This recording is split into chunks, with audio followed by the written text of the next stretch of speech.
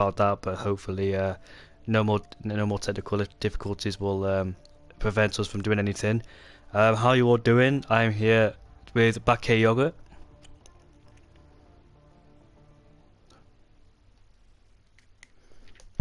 I think you got your mum. Sorry. Hello. Welcome back. We're here with... It is round 2 for the French GP. Last week we had Britain, and now we're here in, like I say, France. So hopefully be another good race like it was in Britain, and see what more action the drivers can provide us with. I just need to post my link in the chat so I can everybody can see it, because it's not streamed on the official account because we've had some problems with it. So it will be there soon, but hopefully it won't get copyrighted again like it did in the first time. But anyways, we're finally in Q1 after 13 minutes of being late. I'm just waiting for the drivers to come out on the track now. So last week, shall I say, we saw Sink Rudy win the British GP. He doesn't have Sink in his name, Joachim. Is that his? Is he still there? Well, the Sync team itself has shut down. Oh. We're gonna join a new organization. Sorry to hear that. Doesn't matter, because we're still on the same team, but it's just not gonna be syncing. No worries. Carry on. Rudy's teammate Nathan is coming out of the pit lane. Remember, he spun in turn 1 at the British GP. He was leading the race, but he didn't pit, so that's why he was leading, because he got knocked out of Q1, I think I remember, and hopefully he doesn't get knocked out of Q1 again, although he did have problems qualifying last season. I think he started in P12 and ended up finishing P5, so I don't think France is another good track of his. It depends how much practice and work he's been putting in. And last season we saw an epic battle between AJ, Harvey Lees, Jeroen Visser and Duwell. It wasn't Duwell, it was Jeroen Visser, Harvey Lees, AJ, somebody else. It was Ferg, I think. The top 4 had a mega scrap throughout the whole race, and I think it was AJ who came out on top of it, because in the last lap AJ did go for a move on the straight. He waited for the second straight, made the move with the EOS and the exit he had, and yeah, got past him. So that was a good move from AJ there. And yeah, Ferg's not here obviously, but can AJ do the same thing here tonight? It was a pretty good race last season. I think Jeroen Visser took the podium off Harvey Lees, because they're all stuck in that big DRS train, and Jeroen Visser finally managed to get past Harvey Lees, and he finished in P3. So we're on board with Nathan so far on his outlap in the Haas, just warming up his tyres and brakes as he makes his way around the puddles for left-hander. Now coming round the final corner. Do you want to take us through this lap, Joachim? Yeah, sure. Going out of the final corner, of course, a very slow corner. I believe it's the slowest corner on the track. And now coming on to the lap, braking just about 75 meters between those curves. Of course, want to have a good exit for this second turn, because you have a little straight over here in sector 1. It goes fully over the curve to get the shortest line as possible. Here, brake just before the 50 meters, take as much of the curve as possible, which he doesn't necessarily do. He does do it here, and gets a good exit here. 21.8 for Q1 banker. It's pretty good actually. So he carries on now onto the second DRS straight, I should say, if you count the main straight as the first one. Now braking, you want to brake between these two curbs here, which he does nice. He does miss the apex, but you want to take that curb. Doesn't do that. He doesn't do it on the right hander either. Want to take the curb there as well, but he does.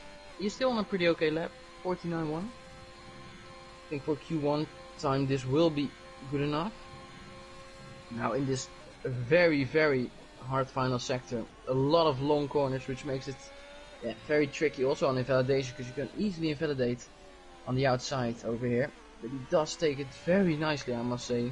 Very smooth, a lot of speed he's carrying. Now into this final corner, a double apex left-hander going into the slow right-hander, and he takes it very nicely again. Overall very smooth lap, but will it be fast enough? We'll see what it is going to be. Probably a 28.5. I don't know if it's going to be enough, but it's the first time, so we'll see what the rest of the people do. I think T-Griff is next. Yes, he is. Oh my god, already 3 28.5s. Only 3 times has reset, and it's already close. Got some bangers coming in. Total P's or IFRA piece is on a lap. He's in the middle sector now in the Alpine, making his way through the fast right-hander, and now yet again in this right-hander. Drifts out a bit so we can get a really good apex through here, carry the speed in the 4th gear. This one can be difficult. You just don't want to touch the curb, or the back end can slide when you try and apply the throttle. Look at these 4 times. Gee, look at second and third. third. Same times. Only 4 times have been set and they're already close. DC's got some pace in him. He's at 28.5, so that's a decent lap time from DC. We've got total P's now to cross the line. Wow, look at that already. He ruins the party a bit.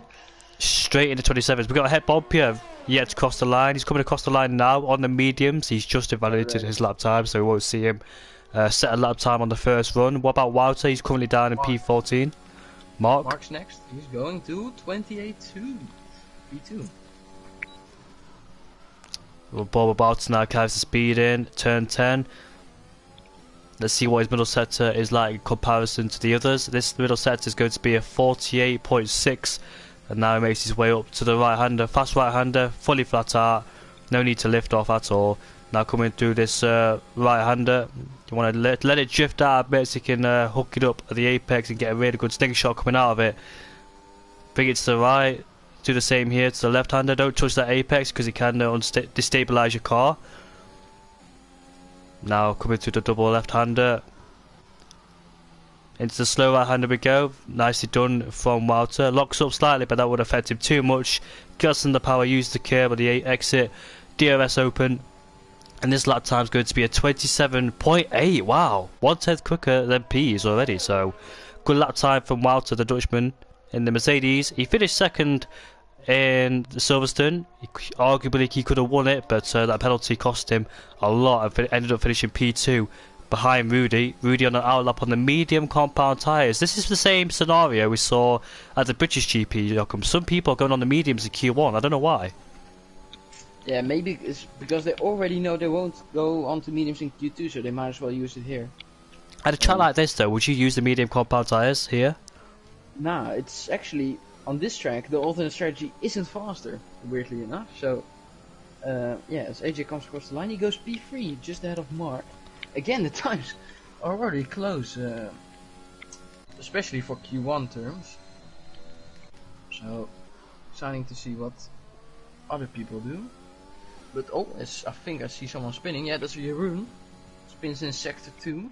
I was just on board with him. That's an odd place to spin, don't you reckon, Joachim? Maybe the brake binds a bit too much to the rear. Loses the car under braking, and then you might just spin quite late into the corner if you save it. Well, that's his first set of soft tyres. If he wants to continue again, then he can do so, but you don't want to put on a brand new set on Q1, especially at his pace. You know what I mean, Joachim? Yeah.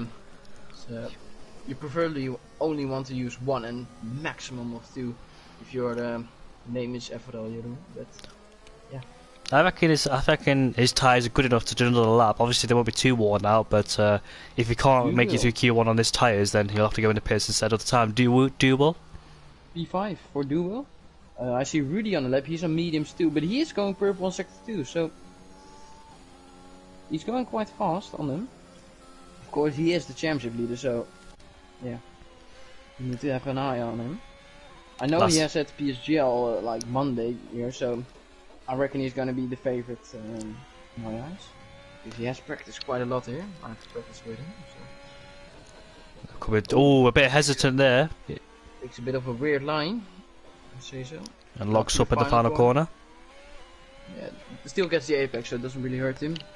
But he is on the medium, so I don't expect... Nah, he won't make it. With that time, he won't make it at least. We got Tim up next. Oh, Sheep as well, mediums, but he's way off. Tim, oh, he's P5. 28.3. Oh, these times are so close. There's still a lot of people yet to set a lap time. Trier, I believe last race Trier, or was that Mr. BT? I think. His teammate Griff has just invalidated through turn 6, and He was sliding through the traction corners, so he's backed out right now, and he has to go again. So Troy is also P13, so both Ferraris on the back foot there, with the lap time of 29.0 and to Griffin 28.5. Not too bad, but obviously these times are very close, so a tenth or two could make a massive difference. But yeah, T Griff has to go again, or does he? Yeah, I think he does have to go again. People like 28.4, I think it's quite safe, but people at 28.5s, I think they need to try and improve that time. And AJ's got up into P4 with an 28.1.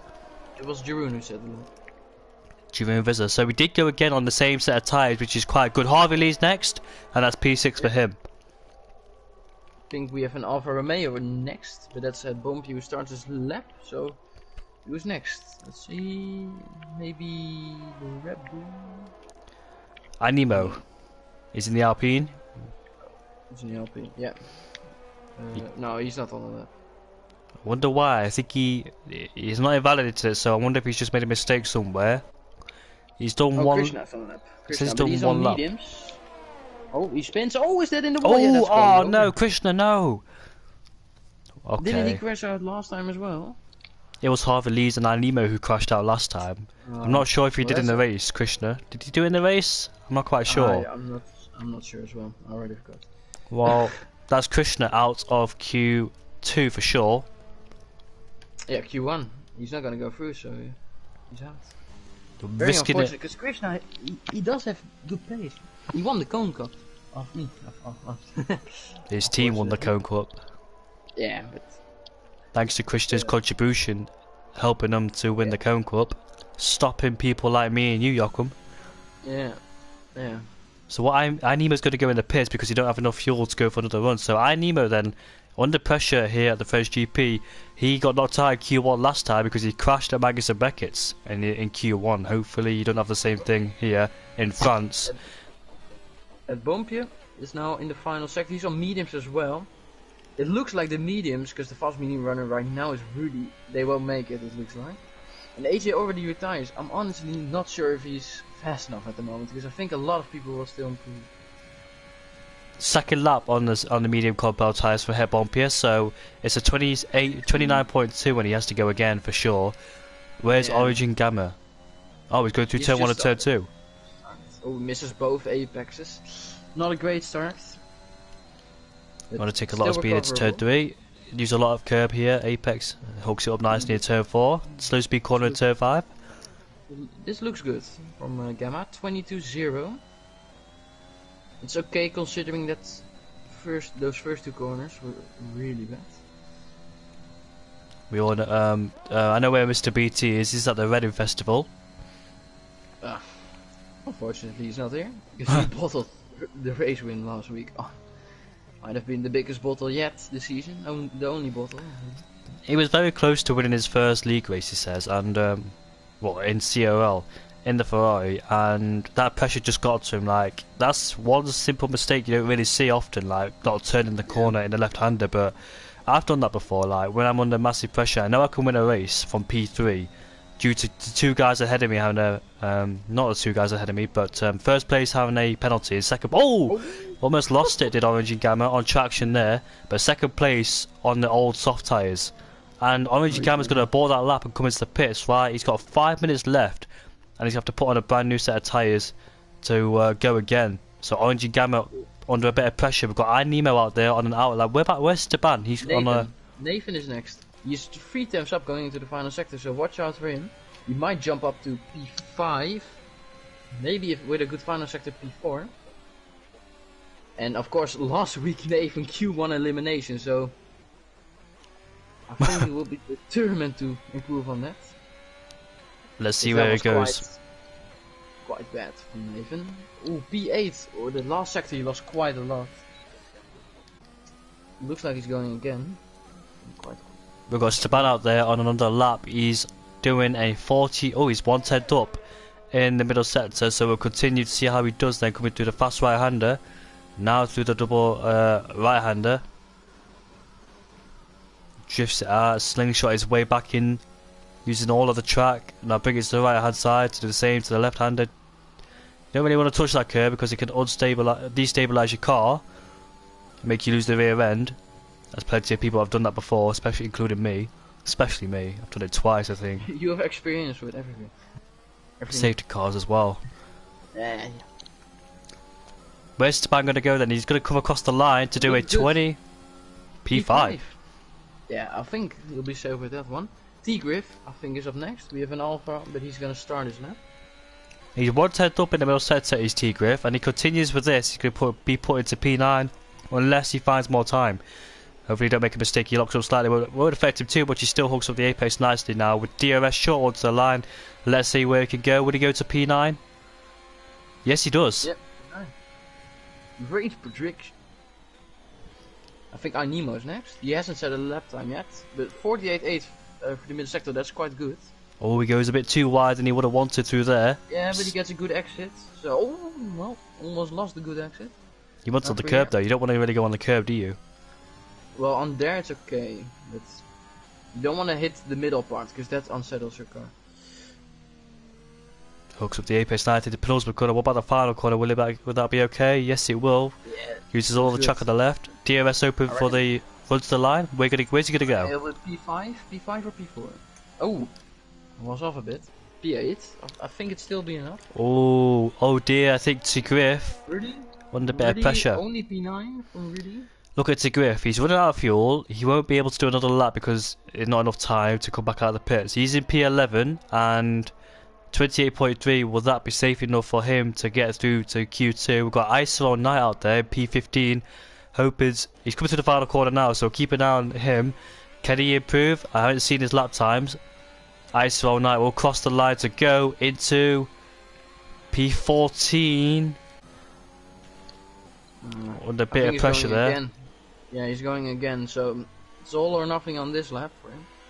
Because that won't be enough, I reckon. Because Sheep still has to go out. We know how quick Sheep can be. And Bompje is still on the lap. Troye is under pressure as well. He's only got one lap time in the bag. He's validated that lap. He's on his out lap anyway, so it doesn't matter. But he's got one lap to try and get himself into Q2. If he doesn't do it, he'll get knocked out. DC is improving 110. Well, that 110 can gaining like 5 positions if he hooks up this final sector. So let's see what DC can do in this final sector. It's very crucial he gets this right because it could save him a Q2 spot. He didn't really open up the exit like he would have wanted through there in the left-hander. Now coming through the penultimate corner. Now is the final corner we go. Yeah, that was decent nice. Exit, very good. Where's he going to go then? DC, crucial time for him. It's going to be a 28. P11, I was right. Okay, who's next? I think. Oh no, Gamma starting a lap. ISO Knight, he's 1/10 up in the middle sector. Oh, he's on a good lap. P9. Oh no, ISO Knight for some reason has backed off that. He was 1/10 up. That 1/10 was crucial. His fuel light has popped up. I'm not sure if he ran out of fuel before he went to the pits there, but that's it for him. Sorry, 2.5 tenths off. He miscalculated his fuel, so that's probably why he went in, because there was no other reason to go in, because he did make a mistake, and that 1/10 would have put him into Q2 if he found more time in that last sector. I didn't really see him make an obvious mistake through there, but his fuel must have let him down, and he will start in P16 unless Troye, who's currently not out Q1. Yeah. The last sector looked very good, so I think he'll... Yeah, I think he'll go up. Goes to 20. No, he doesn't. He doesn't improve. He does improve, but not his precision. So ultimately, it doesn't really hurt. C4 Gamer under massive pressure. He's 3/10 up in the first sector. Gamma. Orange and Gamma next one to cross the line. 48.8. on mediums. Don't forget. Oh yeah, that's true. He's already 3/10 quicker in the first sector, so that's a good sign. But Orange and Gamma, the only man that hasn't set a lap time just yet, as he makes his way now through the final corner. Where's he going to go? Goes a bit deep into there, didn't really get the best of exits, and that's going to cost him time. And he's going to go up into P10. Wow. So that means Nathan is on the cusp. Tim goes Tim to P4. Lap. So Sheep is up next now, but Nathan, ooh, he might get eliminated again if he look doesn't get it. Look at the Aston Martin who's through the final corner. Yeah, he is. Done a quick lap, so watch out for him. Remember, he set his lap time on the medium compound tyres. This is the softs. Yeah, P6, and that means Nathan is on the cusp, bro. Here's Duval. He's only slightly up in the middle sector. He could be knocked out if you don't find more time. P13 might just be enough. Nathan spun! Oh, Nathan! He's messed up. He's out of Q1 again. And Choye has invalidated his lap time. So Nathan spinning at the final crucial moments of Q1, and Choye has invalidated his lap time. So both Ferraris have got knocked out. That's a massive contrast to last week when both Ferraris were fighting for the podium and the win potential. But to Griff, Nathan, Knight, Choye and Krishna have all been knocked out of Q1. That's a massive surprise to see, especially on Nathan's side. To Griff, well, that's it for him. Both Ferraris, the Haas, the Alfa Romeo and the AlphaTauri all been knocked out, and that's a massive shame to see. Nathan will be absolutely frustrated with that one. Not one of his best tracks. He did get knocked out of Q2 last season, but this time it's Q1, so yeah, he's going to be absolutely frustrated with himself. Hopefully he can provide drive. So Walter then, quickest out of all of them in P1. P's in P2 ahead of Jeroen Visser. Tim P4, both Williams looking strong. AJ in P5, both Aston Martins, Seb and Esteban in P6 and P7. Mark in P8, Harvey Lee's in P9, Nemo in P10. Better than last week because he got eliminated in Q1. Het Bompier in P11 ahead of Origin Gamma. Duel in P13. Rudy P14, look a bit shy there. The real DC has got himself into Q2. He got knocked out in Q1 last week, but well done to him for getting to Q2. We've got to Griff, knocked out, Nathan, Knight, Joye and AlphaTauri, Krishna. It's unfortunate Krishna didn't set a lap time on Sauce, because it would be very interesting if everyone set a lap time on Sauce. The whole grid would have probably been in 6.5 tenths, which is insanely close. If you 20 cars within 6.5 tenths, that's... Oh, we've got Harvey Lee's in the comments section saying rain at the end of the start. Rain end and start. I don't know what he's saying. He said rain end and start a race. I don't know what he means by that. Maybe it's only raining for the beginning of the race. I don't know. Possibly. I don't know what he means. Hello Nova. Nice to see you again, mate. And hello Viper. This isn't. If you want to go subscribe to the other channel because it's on my personal account, I had a bit of technical difficulties. Then go do so. Cone Racing League. We are in Q2. This is where the other 5 get eliminated. The top 10 go through, and they have to start the tyres. They set their fastest lap on in the top 10. Do you know in the future, Jakob? I heard some talks about that rule being scrapped. Is that true, or is that just a rumor? I don't know. I don't know what you're talking. Maybe they wanted scrap to give the top teams a bit less of an advantage, because they of course are able to go on mediums in Q2 and still make it. I want to give them more an advantage because no, never mind. Forget what I'm saying. I was just thinking about something else. But would you prefer to see it as you start on the tyres, you set the fastest time in, or brand new tyres? I think if you really want to make it fair, you need to have the tire you pure free lap on is your starting time. That's how you could make it the most fair, I think. Because then if you go on mediums, you will be a bit more at the back, you know. So. Yeah. It's a real shame for Nathan. He was fighting for the top 3 in the championship last season, but this season it's just the first 2 races have not gone his way, especially in Britain. But hopefully he can provide a comeback drive in France. Well, the race is still yet to be driven, but the qualies, they haven't been on point. Let's call it that. 2 Q1 eliminations. That's not Nathan's style, is it? That's a bad record to have as. It's not the Nathan we really know. Nah, not even close to the Nathan we know. But we do have a few guys on mediums. Gamma is the first one to set a lap, and he is on mediums. We have Mark, Duwil, Steban, and Harv as well. They are also on mediums. But Gamma is gonna be first. I think this lap won't mean much for Gamma, because I think at the end of the session he will go softs anyway. Because too many people are gonna go on softs already.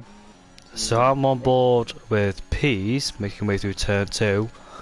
Yeah, who's the first one to set a lap time? Is Gamma. it the other? Gamma is first. Origin Gamma.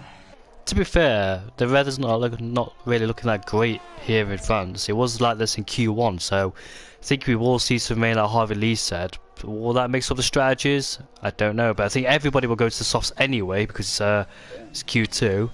And that's his teammate giving him a lovely slipstream. Harvey Lees and Orange Gamma are working incredibly well together in the Red Bull as he pulls out the way for him. Makes his way through the right-hander now. Now through the double right-hander. I used to struggle here, but you go flat out through the first part, then gradually slow down in the second part, don't you? Kind of like Bahrain, turn 9, turn 8 and 9. Same, how do you say it? Same philosophy, but just different nature. A bit tentative coming out that double left-hander there was Orange Gamma. Might have lost him a bit of time, but he's on the medium compound tyres anyway. He will switch over to the softs. Wheel spin on exit, DRS open then, and this lap time should be the 28s on the mediums or high 29s, or bang on 29. Not a good lap, considering we were already seeing 27s in Q1. Who's the next man to cross the line? It is an Aston Martin Esteban who sets a 29.3. The AlphaTauri next to cross the line, Mark in P3, and Walter goes quickest with a 28.1. DC up next. See what he can do. Are we gonna say the same? Are we gonna see the same scenario where Walter sets his best lap time in Q1? Yeah. No, I think in the end, I don't know who got pole again. Mark. He did set a bit of a faster lap time, I believe. Just slightly. It wasn't. It wasn't a 20. Can't remember now. Well, it doesn't really matter. It was a quick Q1 time. Anyway. Here's Het Bompia on the soft compound tyres. Where's he going to go? 28.2, second place. Just a bit slower. I think he improved his lap time from Q1, so that's looking positive for Het Bompia. Oh, AJ! P1 for AJ. But Rudy takes it back with a 27.7. So Rudy, our last week's race winner, much better lap time in Q2 compared to Q1. So it must have been sandbagging in Q1 because he was in the 28.5. So he's showing some pace in Q2. Jeroen next. That last few corners looked very smooth from Jeroen. So let's see if he can finish the lap on a high.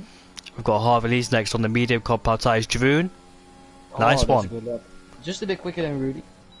Just a bit. Here's Harvey Lees on the medium compound tyres. P6 ahead of his teammate. I'm not sure. Yeah, the fastest medium runner, to be fair to him. So. Tim Sketpop has invalidated his lap time on the medium compound tyres. Duo invalidated as well. So. Oh, we almost lost the car coming out of there, did Tim. And luckily he managed to save it, otherwise that would have been in the war. But I dare say he would have lost the front wing with the speed he was going in anyways. Duo has invalidated like you just said. You've got a couple on the outlook. We've got iNemo on the outlook on the medium compound tyres. Seagull Gamer is about to start his first flying lap on the soft compound tyres. So we'll go on board with him. He did use the medium compound tyres in Q1, so that's why he's not on them in this early stage of qualifying. And here he is then, coming through turn 1, brake about 75 metres just before the 50 metre mark. Didn't really carry the speed through turn 1 or turn 2, so he might have lost a bit of time through there. Didn't really hook up the first corner, which leads instantly to the second corner, so crucial time lost there. Third corner, carries the speed and uses the apex. He uses a bit much. Yeah, that's the validation. That's lap over. Took way too much curb in turn 3 or turn 4, and that's it for him. But he'll get another chance at it. But it just means he might have to come back in the pits, depends how much fuel he's got on board. But it's only part of the track anyway, so he won't have used too much fuel. He'll push you in standard anyway, so yeah, should be all right to carry on. And he most spun through turn 2. So a lot of people winning their lap. Who did you say was next? Duo is next, but he's on mediums, and his first sector wasn't that competitive at all. Middle sector 49.6 when we were already seeing 48.7s in Q1. So he's quite far off already, and still that final sector yet to go. He's very smooth the way he drives, Duo. He's not too aggressive, is he? Yeah. I barely see him make mistakes, Duo. Yeah, it's just weird because I believe in USA he took pole, didn't he? Or second place? Yeah, but this season, the official season, he hasn't really shown any pace. I believe he was almost eliminated in Q1, or was he eliminated in Q1 in Zilverstone? I actually can't remember. He did start on the hardcore power tyre, so he must suggest he Yeah. started a long way down as iNemo slows down to let P's go. P's in P12 coming through the penultimate corner using third gear. Probably go to P3, P2 or P1. Just depends on his final sector. Now makes his way across the line to go P5. That was a bad final sector then. This split on the middle sector was quite good. C4 Gamer has gone again, but this attempt is a 50 point, not a representative lap time, so he has to come back into the pits. Something about C4 Gamer I've noticed recently, the British GP made quite a few mistakes, but he managed to come back and score some decent amount of points for Aston Martin, but yeah, it's been off for C recently. I don't know, I'm not quite sure what it is, but he has to use a brand new set of tyres if he's going to go again. If he's going to come back in the pits, then yeah, he has to use a brand new set of tyres because he's already done 2 laps on these tyres.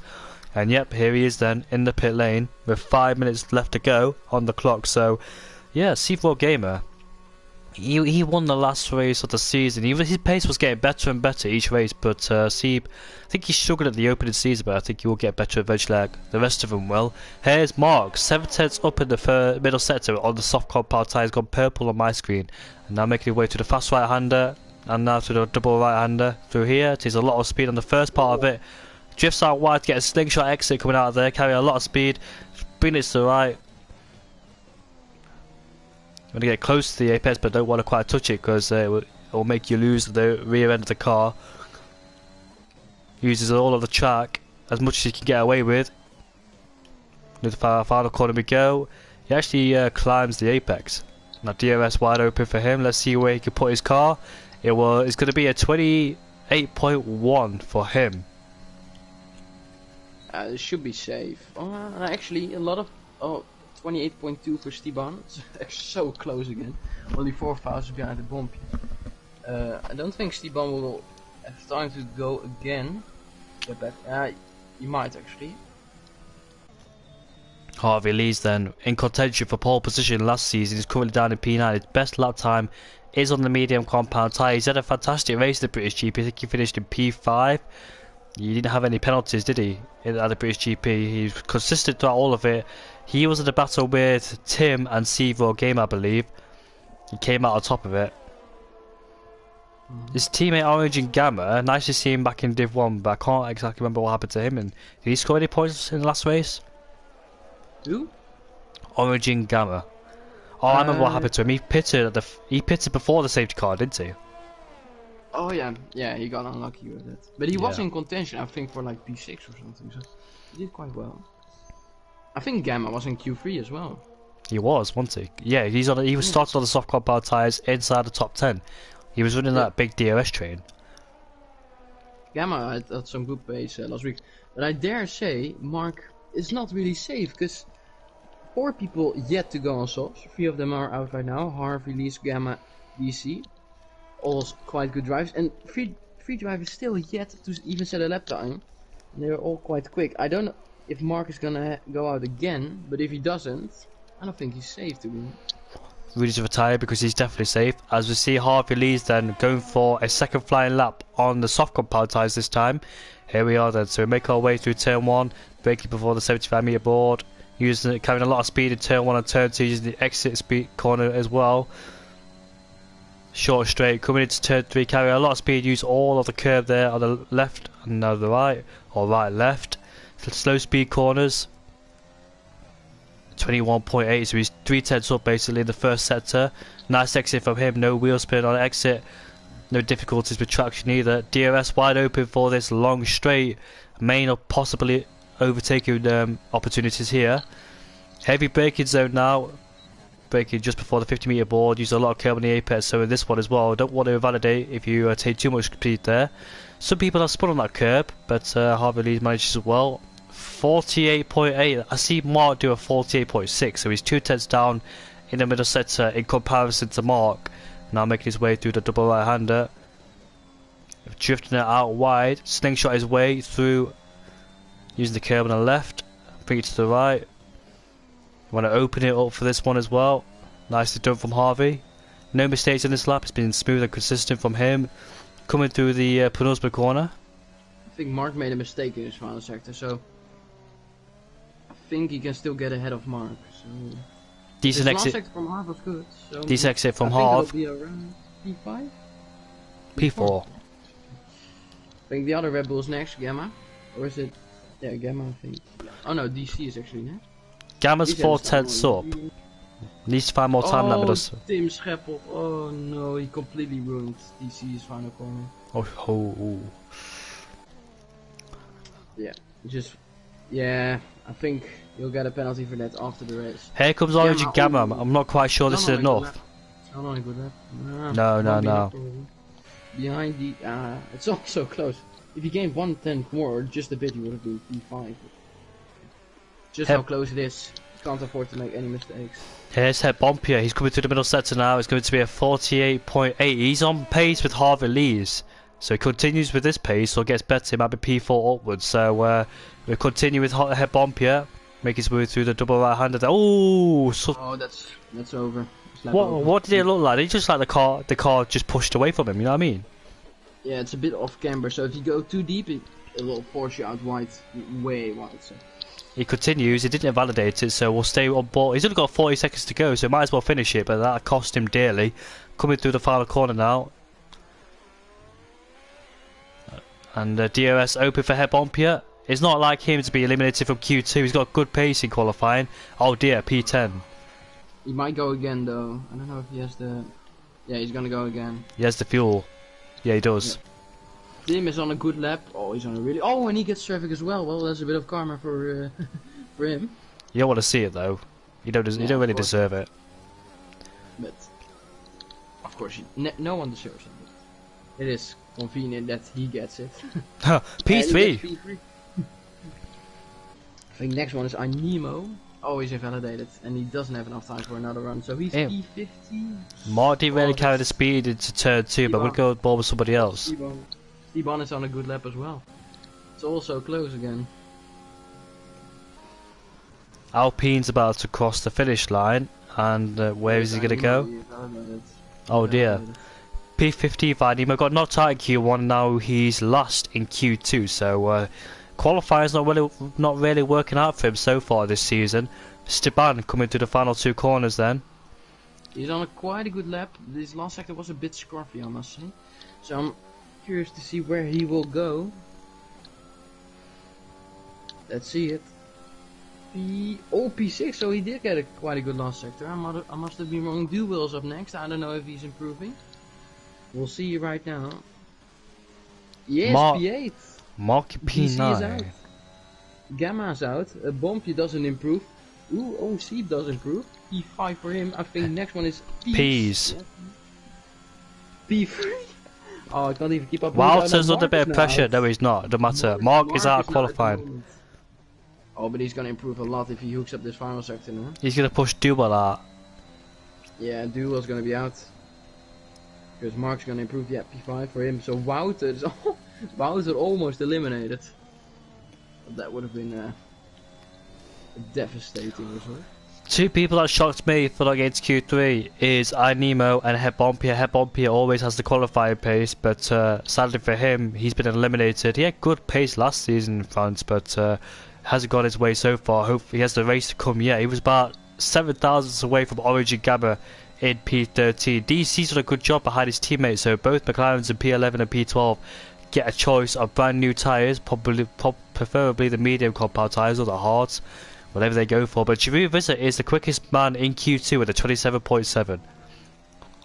Yeah, gap from Wouter to Duwell only 200, so imagine if Duwell just improved a bit more, we would have seen Wouter eliminated. We didn't talk about AJ, but he's in P6, 1/10 off. So look at that, P1 to P10. Yeah. I remember AJ said that time at the beginning of the session when the track grip was at its lowest of the session. So definitely don't count AJ out. He is quite quick around it. Look at that, 1st to 14th, half a second. It's unbelievable.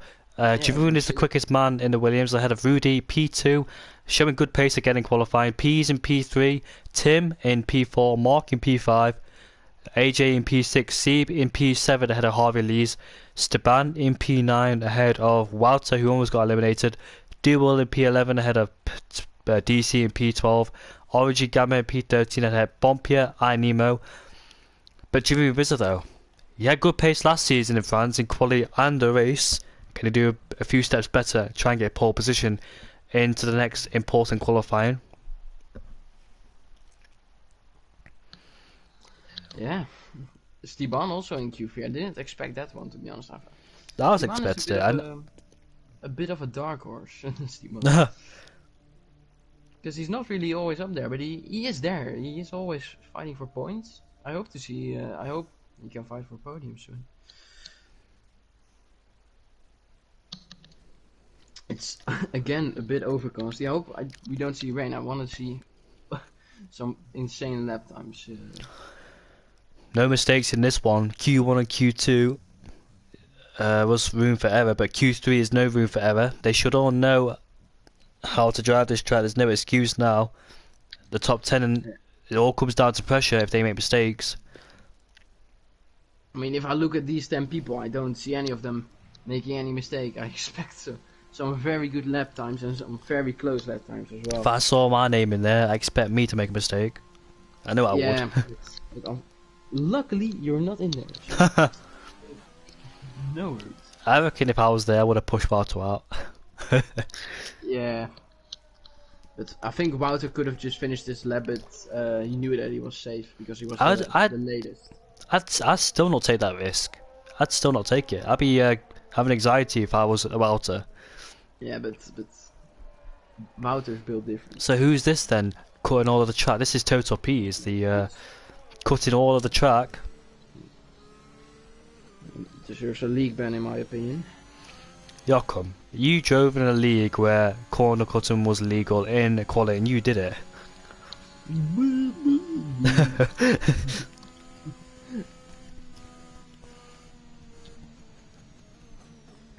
We don't talk about those things. Yeah, I'm not quite sure if Harvey Lee's is talking about rain at the beginning of the race or end of it.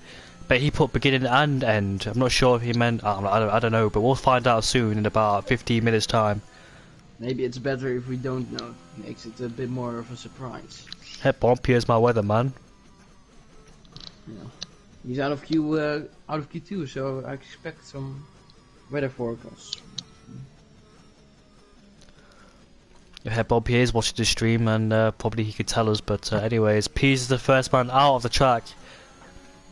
Pease is qualifying. Let's talk about Pease because his quality pace is amazing. But when it comes to the race, he's too impatient. He always gets penalties. Yeah. This is a track. This is a track where penalties are easy to get, especially like places like turn 1, turn 2. At the exit of turn 2, turn 3, in fact the first sector, it's so easy to get. And if he can't help but get penalties at the British GP, he got like 9 seconds of penalties. He needs to sort it out because that's going to lose in races like he did last race. In fact, he made contact with a few people. 21.5 in the first sector, he hooks it up nicely through there. Didn't see any make any mistakes. He carried the speedy when he needed to. DRS open for this long straight. Sheep invalidated. Let's see what Wouter is going to do in sector 1. He's gonna do a 21.6, so already about 2 attempts off. Because his 6.6 is low or high one. And Pieces was a low 0.5. So Pieces on a good lap. 48.5, fastest I've seen as of today. Yeah, that's the fastest I've seen in all honesty. Well, I've seen faster, but not from this week. So let's see what Peace can do now into the final sector. Takes a wide approach, he gets the inside curb. You don't want to do that, offsettles the car and ruins your exit. Probably could improve a bit there on his next one.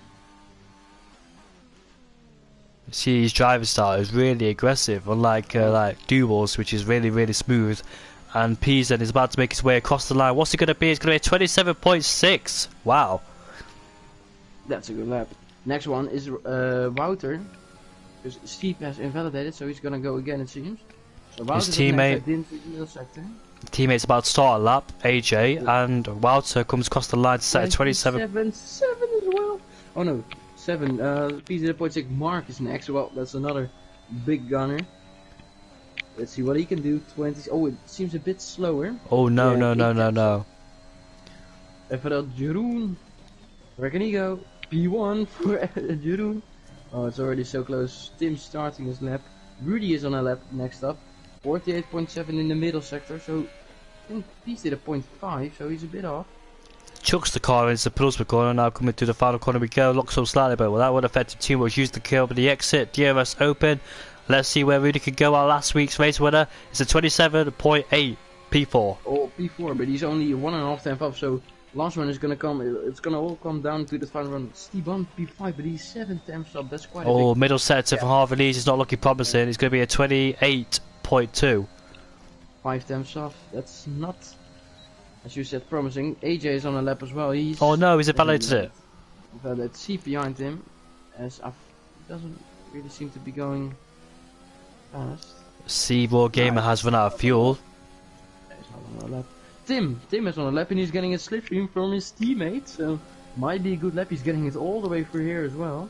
The two Dutchmen's working together really nicely. Like to see a bit of teamwork from both of them. It goes a bit wide though through there. Yeah, misses the apex through there. The extra speed. Yeah, that's true. Hello Caleb, how you doing? Caleb, can you do me a favour and share the stream around, because I don't think many people know that we're streaming on this account, so can you do me a massive favour and share the stream around for me, because my internet's not really working on my phone because of this. But thanks anyway, mate. Tim's about to cross the line. Yeah.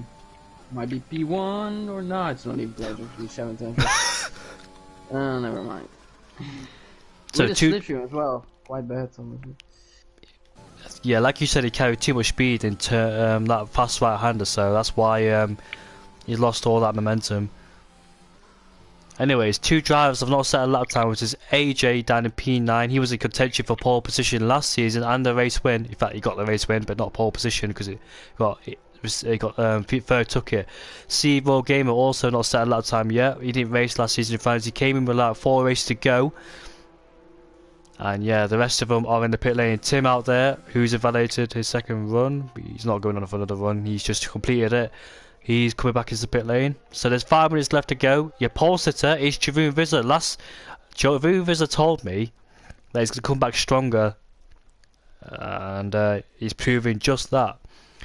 Because he made a few mistakes at the British GP. There was contact between him and Mr. BT coming through Stroh, but they both took the blame. I think it was like 50-50. They could have both left a bit of space, or Giroud could have just packed out a little bit, but it's over and done with, and now you got to focus on the rest of it because it was just round 1. So Giroud's managed to fix his mistakes and bring his head back together, and there he is, current pole sitter by 300s ahead of Pease. Pease in P2 he had good quality pace last round in P3 I think, but obviously his race pace is letting him down, and his racecraft as well, not just his race pace.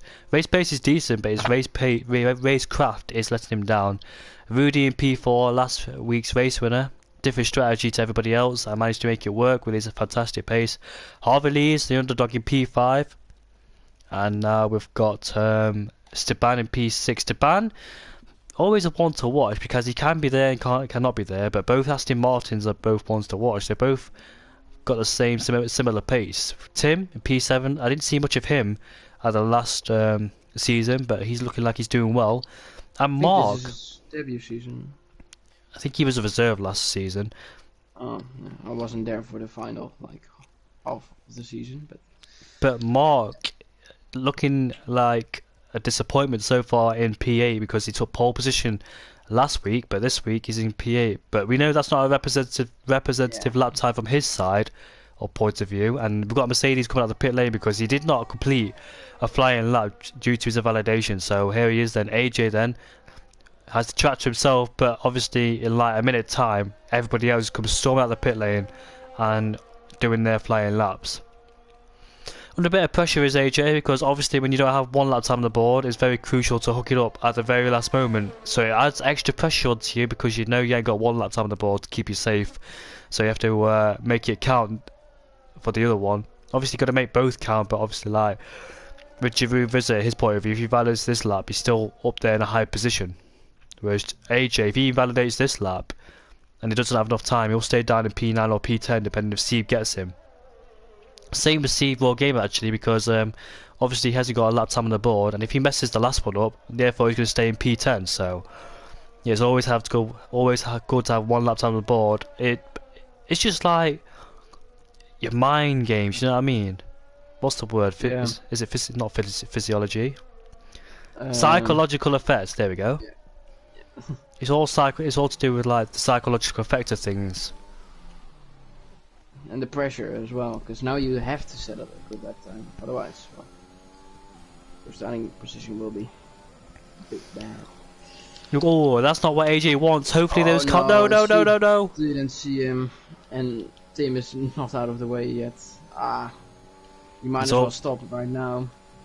If AJ feels like he's had a good first turn 1 and turn 2, and he's going to continue, but like you said, he could have stopped because he was only at turn 1 and turn 2. Not much tyre life would have been taken out. Not much fuel would have been lost. 21.8 is that's not good. Not good for sector.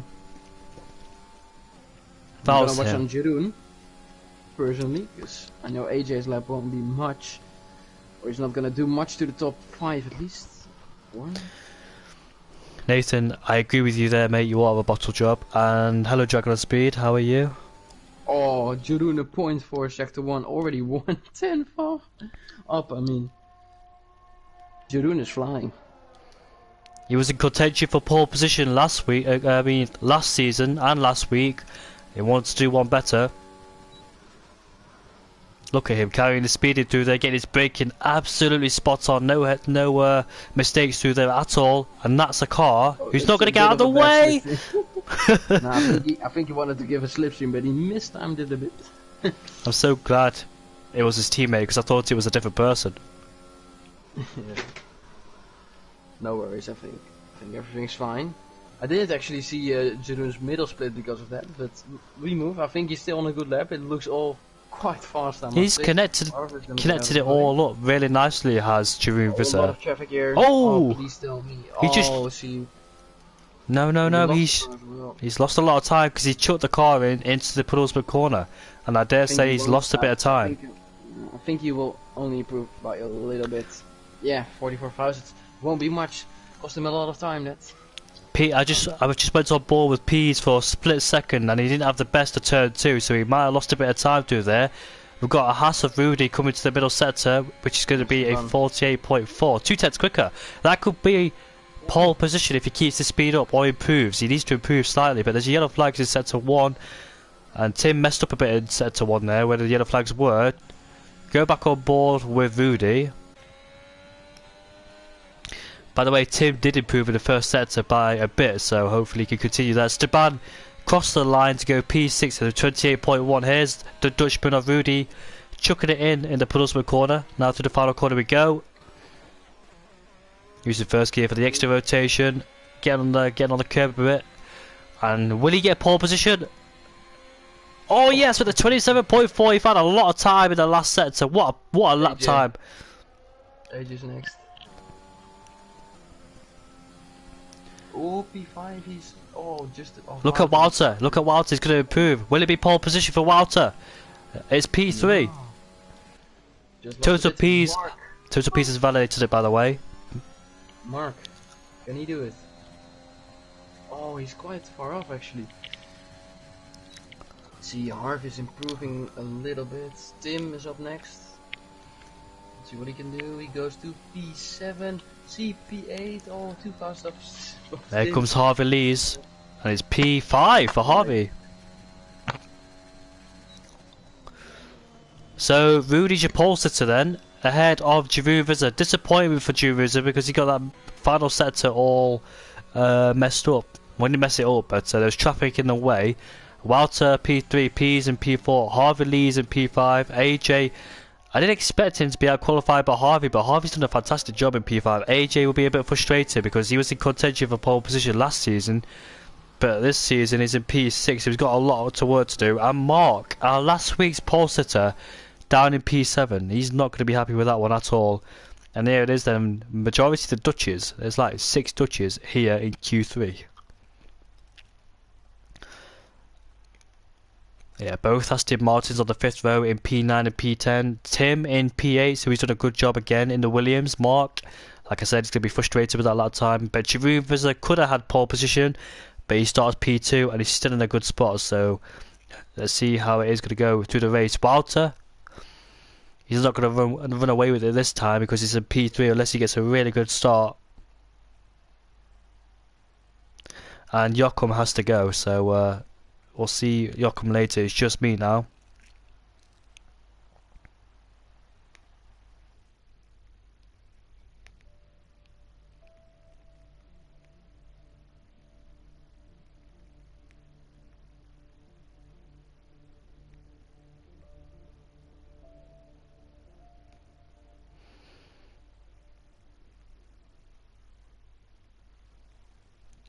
Yeah, so it is raining at the start of the race.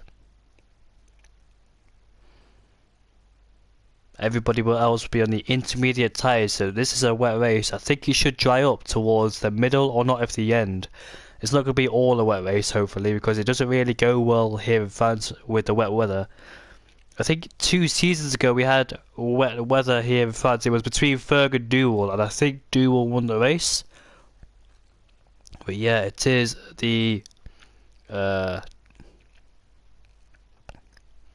judging what I'm seeing from the chat, people are starting on the dry compound tyres. Now, I'm not quite sure why that is. I don't know if they've got the option to go on the intermediate conditions, but starting on the dries, they're going to have horrible traction coming out of their starting grid, so they have to be careful a bit, especially down at turn 1. Because in the dry, people can get turn 1 wrong easily, but in the wet, it can be more challenging and difficult. Yes, I do see people starting on the soft compound tyres.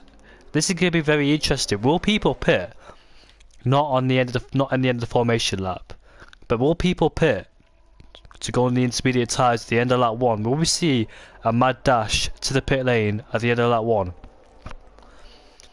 Now, for Dubal's sake, he's on medium compound tyres, and medium compound tyres around here in the wet, they're not going to have enough grip to generate the heat either. So he needs this formation lap to be. He needs to warm up those tyres as much as he can. Otherwise, he'll be starting on cold medium tyres. Not the best tyres to start on, nor is the soft, but nobody's on the inters. He didn't have that choice to go on the intermediates or not. It's going to be a wet start to this Grand Prix.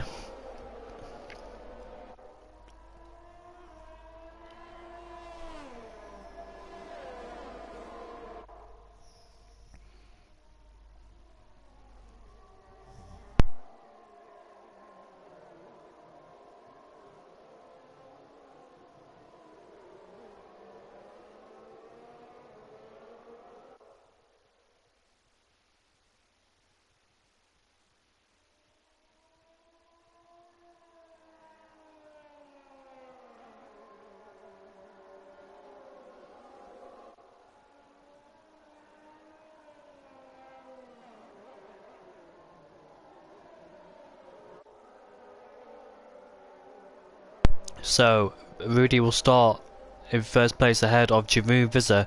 Walter in P3 ahead of Pease, and sliding off the track a bit is Walter.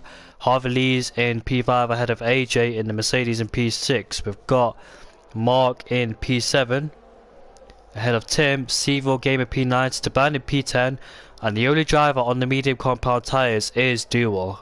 Is that the right choice? Not quite sure in these conditions anyway. DC in P12 ahead of Orange and Gamma. Let's just say everybody else will have a better start compared to Duel being on those grippier soft tyres. Het Bompier in P14. Disappointment qualifying for him, so with iNemo down in P15. Tigriff in P16 ahead of Nathan. Another disappointment in qualifying. Hopefully he can do better in the race.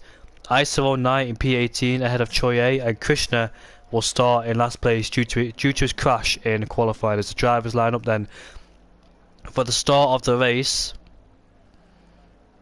who's going to get a better start of the line? Rudy has the inside line where he can cut across Jeroen to get the normal racing line into turn 1. You don't want to be in the inside line because Jeroen Visser can swoop down around the outside, who has the inside line for the next corner, but the engines are firing up and the light's about to go. Here we go then. It's going to be. We are underway for round 2, and look at that, Rudy's got an amazing launch off the line. He's already held his position in P1. Look at that, we've got Walter who's got a better start. Will he challenge Rudy into turn 1? He'll try and go side by side with him. Here's Jeroen Visser.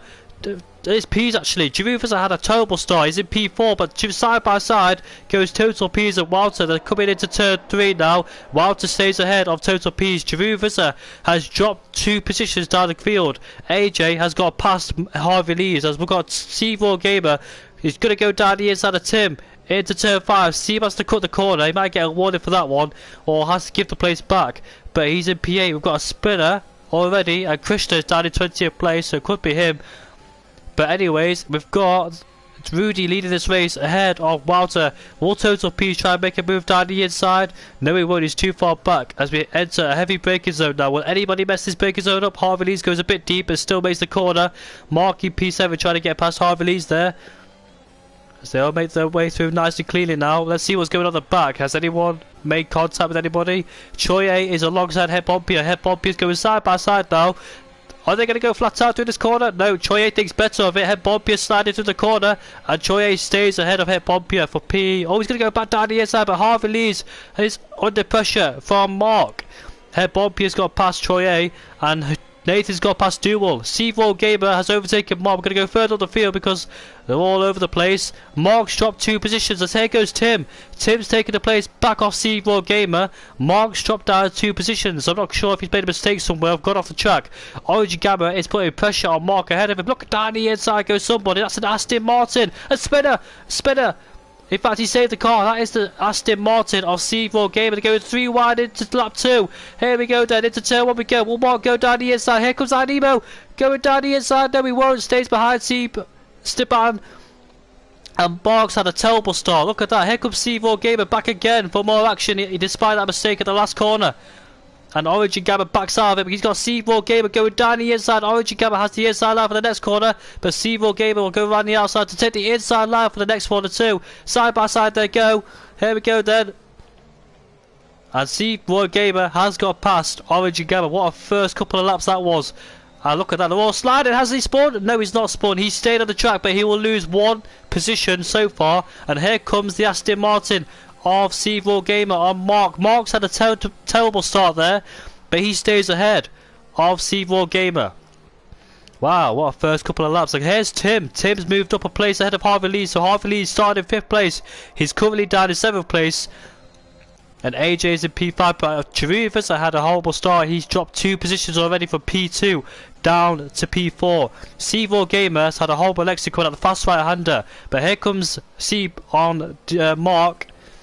And Seeb's got himself past the AlphaTauri. So Mark's dropped into P11. He's gone from P7 down to P11. That's a dreadful start from Mark. And Nathan Booth has made positions. He got knocked out of Q1, remember? And he's already up into 12th place. Looking at the back of Mark. Mark doesn't have any grip so far. And here comes the Alfa Romeo of ISO 09. ISO 09's made up a few positions as well, but he messed up on the final corner.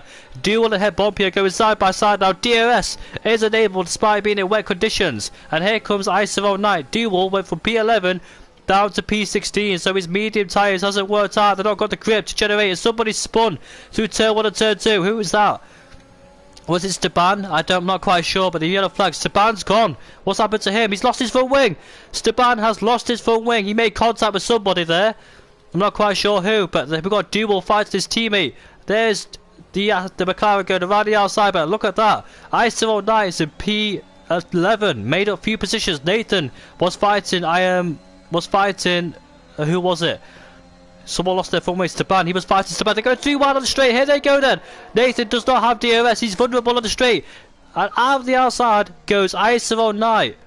So ISO 09 made 2 positions there from Nathan and Origin Gamma. Nathan's lost 2 despite not having DRS. They need to keep it on the front there because they're getting really, really close. Walter was right behind Rudy, but he must have made a mistake somewhere. Look at that. They're all close together. Constantine up. Tim's in P6 there. We've got iNemo fighting C4 Gamer. And ISO 09 from P18 on the grid is P10. Wow, what a performance from ISO 09 so far. And Krishna has spun. He's down in last place as we're going to see our first pitter of Stepan. What a first 3 laps that was. So much action going on through the field there. And we've got DRS enabled. DRS is now enabled at the start of this race. And Mark's in the pits, so wonder why he's in the pits. Is he going to change over to the intermediate conditions? I didn't see him getting damage in the early parts of the race. So I wonder, is he making a pit stop? If he's going on the dry compound tyres, it'll be a 2-stop for sure. Is this going to be a full mid change? Yes it is, he's going on the medium compound tyres, so he has to do another stop. Into the pits comes Esteban. And ISO 09 has been overtaken by Orange and Gamma. Orange and Gamma's back up into P10. But Knight's done a good job because he went from P18 to P11, so he made up some ground at the start of the race while it was all chaotic.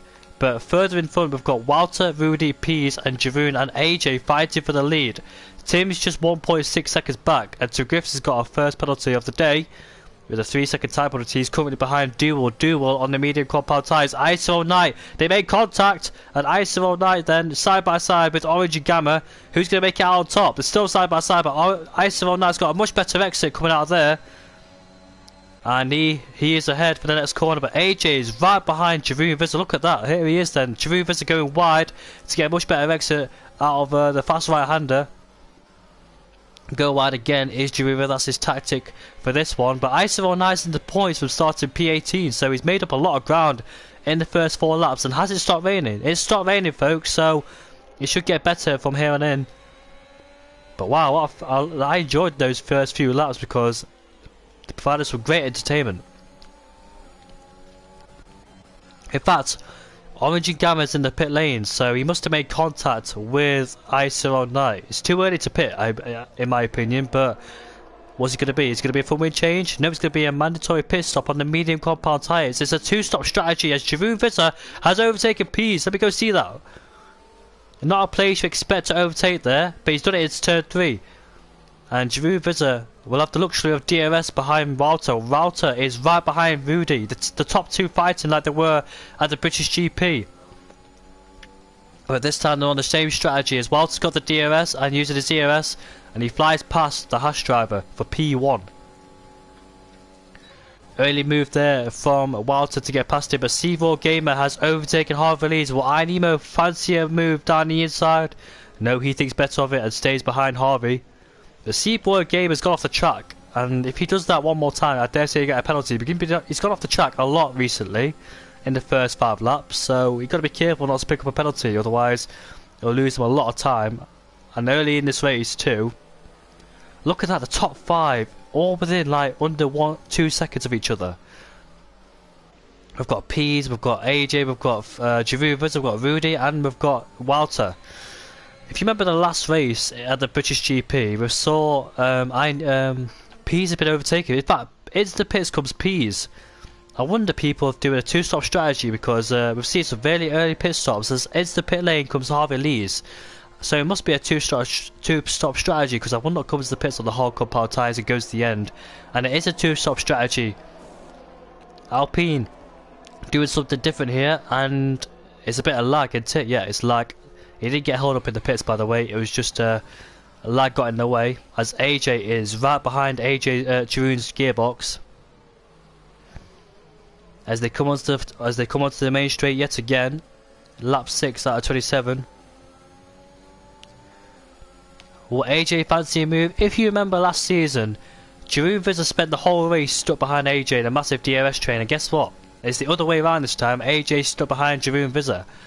And Jeroen Visser looking to get a race win here because last season he finished in 3rd place and he wants to do 2 places better. We've got Rudy and Walter, who wasn't here last season, the 2 newcomers of this league in 1st and 2nd place. Yeah, but the 3rd and 4th place, the 2 guys out of 4 that were stuck on a DRS train last season, now it's happening again, but with different people. We see Inemo's, look, he's gonna slip through down the inside of Seymour Gamer. Side by side they go, and Seymour Gamer has the inside line for the next corner. No, he doesn't. He's behind Inemo for P6. And what's happened to Duel? He's down in P14. So his teammate, the real DC, has made up 1 place on those soft compound tyres. Bompier has made up 5 places. He started in P15 and is now in P14, so he's done a good job. As Jeroen Visser is right behind Rudy. Look at this, the top 4 all in a DRS train. Look who's caught up. Team Skip Pop has caught up. And look at that. Is AJ going to fancy a move? if I was AJ, I'd stay behind in the DRS train, because if you make moves in corner like these, you're going to lose a lot of time and you're going to lose your connection with the DRS train. You don't want to do that, because if you learn from the last race, if you spend too much time fighting, that means you're going to lose a lot of time and lose your DRS and lose the slipstream behind the guys. So you've got to be careful not to do that. And look at that, Rudy then. He's going to overtake Wilder in the next corner? No, he's not. And Tim, who was 1.6 seconds behind 2 laps ago, has caught up in this DRS train. Nemo from P15 on the grid is in P6, so his racecraft is much better than his quality. And look at C4 Gamer then. He's using this ERS to get past Nemo. Uses a lot of ERS than he would have wanted. But look at the top 3. Look how so close they are together. I've got to keep an eye on them, because one of them could make a mistake here and it could be a change in leadership instantly. But Nemo and C4 Gamers going side by side now to the right-hander. Left-hander to come. C4 Gamer stays ahead just for the moment at least. Nemo stays in P7. And into the pits comes the hash driver of Rudy. Does not fancy the DRS train. And Tim's in the pits too with Nemo. So early stops here. And it's going to be a 2-stop strategy from those guys.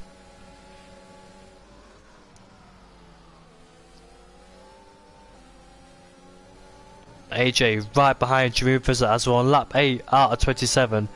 Rudy's on the hard compound tyres, so it's a 1-stop strategy. Now, will that 1-stop strategy be better because he's surrounded by medium compound runners? As Pease has just set the fastest lap of the race.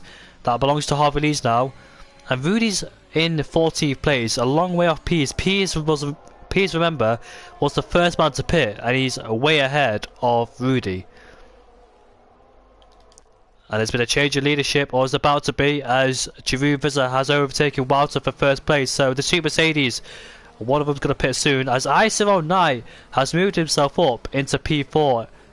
Good job from Iceron Knight so far. He's done a fantastic job. He got knocked out in Q1 and here he is in P4. Harvey Lees has overtaken Rudy. As you expect, Harvey Lees has gone for the soft, medium strategy. And Rudy's lost his front wing. Whoa, what happened to Rudy? How did he lose his front wing? That's his race done and dusted. I dare say we need to see what happened. Did he make contact with Harvey Lees or one of the other drivers? Did he outbrake himself and hit the back of somebody? But Rudy then, his race is gone. Sadly for him. Our last week's race winner has lost his front wing, and the top 4 stay out. They do not pit, except DC. DC is into the pit lane. As we got a yellow flag somewhere, that's a spinner of Krishna again. And head bump here then on the back of Nathan Booth for P6. This is turning out to be a very interesting race. I'm not sure who's going to win this race. We've got different strategies going on. Harvey Lee's on a 2-stop strategy from soft, medium. We've got Rudy on a soft, hard, but that's in the bin because he's lost his front wing and he'll be in last place. We've got Pease down in P11 on a soft, medium run. Will the top 4 go from soft to hard? If that happens, Pease needs to find a really good pace here from soft, medium to catch back up again. No moves being done here. Iceron Knight is leading this train, and head bump, he has lost it, and he saves it. He lost it under braking. I must have locked the rear axles up and lost the car, but he manages to save it, and the track's finally cleared up. Look at the 2 Mercedes behind the Williams of Jeroen Vizzer. Nemo has overtaken Origin Gamma. No, he's spun. Origin Gamma has spun. All the top 3 goes to the pit lane. Which one of the top 3 will go in the pit lane? Will AJ do an undercut on his teammate? No, he won't, because his teammate comes into the pits anyway. Now, for those strategies, I think it's soft or hard. And where's Pease? Pease is down in P11 as Iceron Knight has picked up a 5-second time penalty for speeding in the pit lane, and his yellow flags because Aston Martin has lost it down at turn 8, which is Esteban.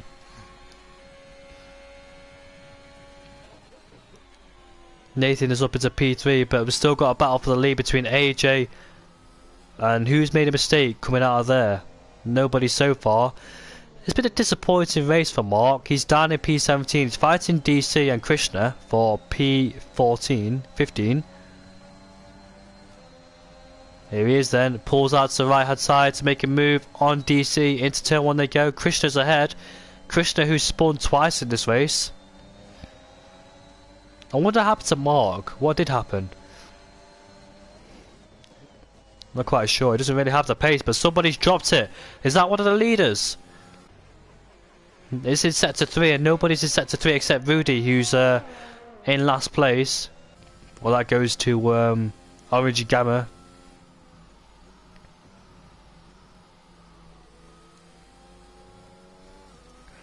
Lap 10 out of 27. Mark has got past his teammate for P14. Will we see the top 2 pit? Because I think they're going to go soft or hard like C4 Gamer. C4 Gamer is behind Knight. And will AJ come in the pits? Yes, they will. The top 2 into the pits they go.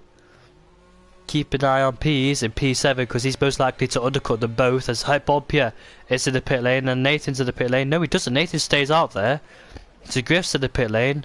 And Duel stays out there on those medium compound tyres, the ones he started on in the first part of the race, but it didn't really go well because he lost a lot of ground on those tyres due to it being wet at the start of the Grand Prix. So P's, our net race leader, is in P3. Now he's doing a 2-stop strategy, soft, medium, medium, whereas the others are doing soft to hard. In fact, they're doing soft to medium. They think they can get their soft medium tyres to the end. AJ and Jeroen Visser, so soft medium strategy going on, but Total P's will definitely have to pit again because I don't think he can get those tyres to the end, those medium compound tyres, whereas the other 2 can.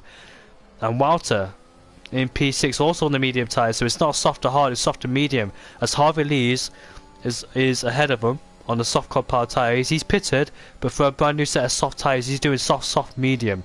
And we've got Tim ahead of us. Tim's pitted 3 laps ago and he's in P4, so Tim has actually undercut Walter, Jeroen and AJ and Nemo too, so Tim's in a really good position here in P4. Total P's has to get a move on in P4 due to that 2-stop strategy, whereas the others are doing a 1-stop, so he has to make up the time lost. He's going to lose in the pit lane on his 2nd stop. He's currently in P3 behind Duel. He's cashed in rather rapidly on those fresher medium tyres. Walter is right behind Harvey. It's just a matter of time, or just when he overtakes him. He's so close behind Harvey Lees. Will he risk it in the last corner? No, he won't. He stays behind him, but he's ever so close behind him. You don't want to make contact as Nathan's in the pit lane. They both have DRS. Harvey Lees defending the inside line, but Walter has to go around the outside into turn 1. They go side by side, but Walter pulls off an outstanding move and he moves himself up into P4. So Jeroen Visser needs to follow ASAP. He doesn't want to lose any time behind Jeroen Visser. He needs Harvey Lee, sorry. He needs to get behind him and use the DRS to stay the DRS train of Walter. He needs to make this overtake as quickly as he can, but Harvey Lees will have DRS at the back of Walter, so he'll prevent him from overtaking him. Last season we saw an epic fight between Harvey Lees and Jeroen Visser, but they're not in the same race. They're both on different strategies, and Harvey Lees already losing time on those soft compound tyres. He's on a 2-stop strategy as Harvey from soft, medium. He's got Jeroen Visser right behind him. And Walter's next target is Tim. Tim's tyres only being 2 laps fresher as the Red Bull has lost it. Jeroen Visser. Look at Jeroen Visser's ERS. He's used a lot of it. He's incinerated his ERS. He gets past Harvey Lees, but that's a massive disadvantage for Jeroen Visser. He hasn't got any ERS to play with. Neither has Walter, but Walter has to lose a bit more compared to Jeroen Visser. So they've lost a lot of ERS in this early part of the first stint of this race.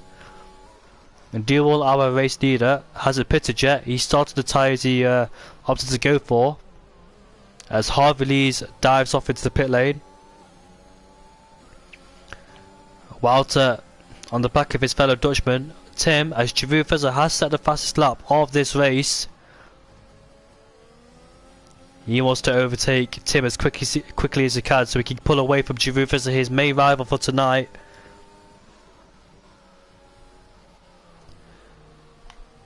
How much ERS has Tim got in the bag? Not much ERS, so it could be easy for Walter to get past him down the straight. But the thing is though, he'll have Jeroen Visser too. He needs to get past him now so he can put a car in between himself and Jeroen. Here he goes then, pulls out to the left hand side. And up into P4, P3 he goes. In fact, they're both teammates, so what am I thinking? Yeah, he'll let him go if Tim plays it nice and fair with him. He knows that his teammate's quicker, and he look at that. He pulls to the right hand side. He thinks he's quicker, so he wants to get past him. But Tim needs to put as much pressure as he can on Walter to make him force him to a mistake or something like that. And Jeroen going off the track.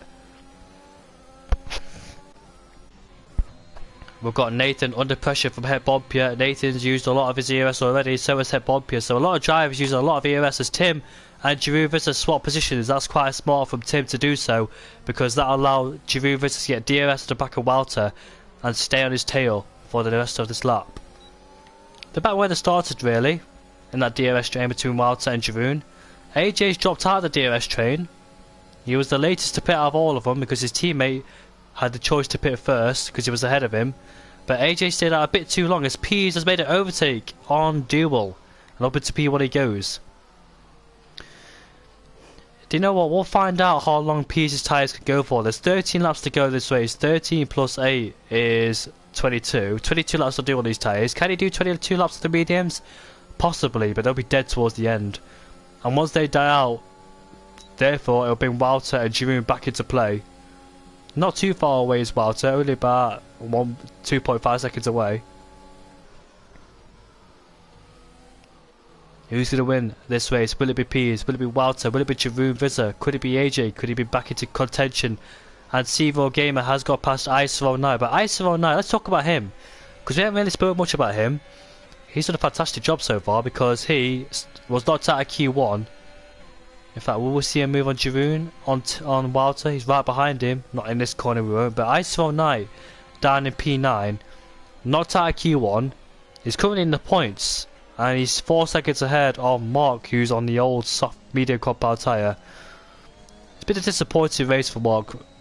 And he's got Nathan right behind him, who's inevitably going to overtake him with 8 laps fresher tyres. Yeah, but it's been a really good race for Knight, and he's on the back of Sevo Gamer chasing down iNemo. So, iNemo, Knight retired at the British GP, didn't he, in the last round? He retired at Cops, and now he's finding himself in P9 behind Sevo Gamer. So, the way it's gone much better than it did so far.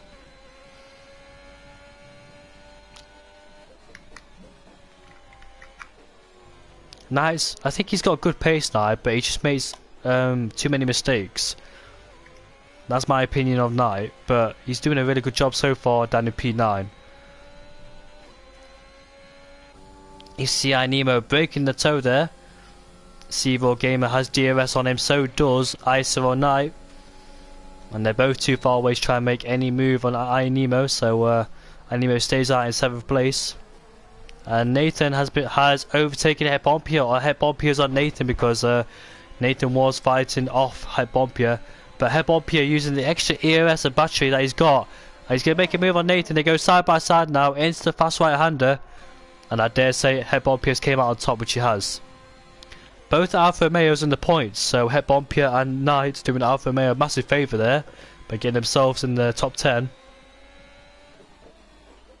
Look at Walter, he's right behind Duel. You could dare say P's pitted a bit too early, because look at the tyre difference between P's and Walter. It does make a difference on this game especially, maybe not in real life, but Tim's not doing a bad job, you know, down in P5, net P4. He's still holding on in there, as Sevo Gamer is getting ever so close to the back of iNemo. And his Aston Martin teammate has made a mistake. He's just spun.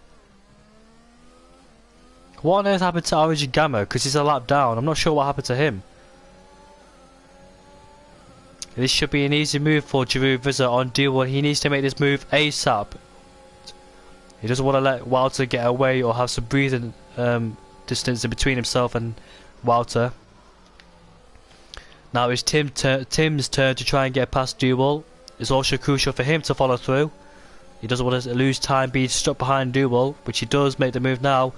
Sevo Gamer has got past iNemo for P7 as Tim gets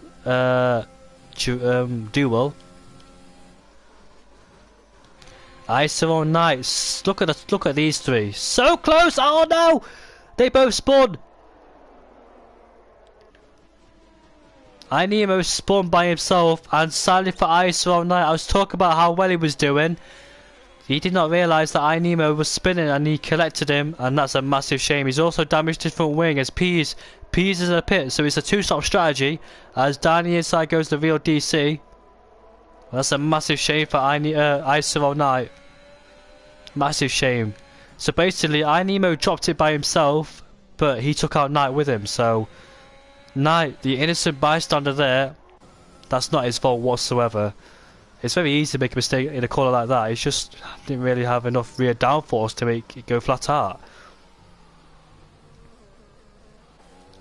It's a massive shame. But anyways, the top three, both Williams are on the podium. Look at these two, Tim and Jeroen. They're really good teammates, these two. Working well together in P3 and P4. And they're both putting pressure. In fact, it's a Dutch 1-2-3. The Dutchmen are dominating this race. To Griff's on the back of ISO Knight. ISO Knight did not pit, by the way, so he's staying out there with a broken front wing. Or is his front wing broken? Look at Pease coming out of him too. Here goes Pease down the inside of Griff. He's going to take 2 for 1 here. And there he is then. Oh, Knight's almost lost the car behind to Griff. Yeah, total P's then on a brand new set of the medium compound tyres. There's 10 laps to go. Watch out for him. He'll be rapid towards these closing stages of this race. But the question is, was the 2-stop better than a 1-stop? Who knows? The top 3, the top 4, top 5, top 6, in fact all of them on a 1-stop strategy except Harvey Lee's and P's. Dewell's in the pits for his first stop. He's going to go on the soft compound tyres towards the end of this race. Watch out for him. He'll be making quite a few positions at the end of this race. As we go back on board with the top 3, it's a Mercedes 1, 2, 3, 4, 5, 6. Mercedes engine. No, in fact Nathan's in a Haas, not the Williams. It's a Mercedes dominant podium from Walter, Jeroen and Tim. Who is going to win this race? Will it be Jeroen or will it be Walter? A recap to the start of this race. Walter had an amazing start off the line. He managed to get past Rudy and Jeroen. Jeroen had a horrible start. He went from P2 to P4, but he's back up into P2 now and trying to focus on winning this French Grand Prix. Just like in Britain, AJ's got a penalty, so it'll be unlikely for him to win this race. He's currently in P4, trailing behind 3.3 seconds behind Tim, and Pease has picked up a penalty. In fact, Pease has spun. Yeah, Pease has spun. You can't be fault. This is what I'm talking about Pease, because he's got good pace, Pease, but he just tends to make these mistakes.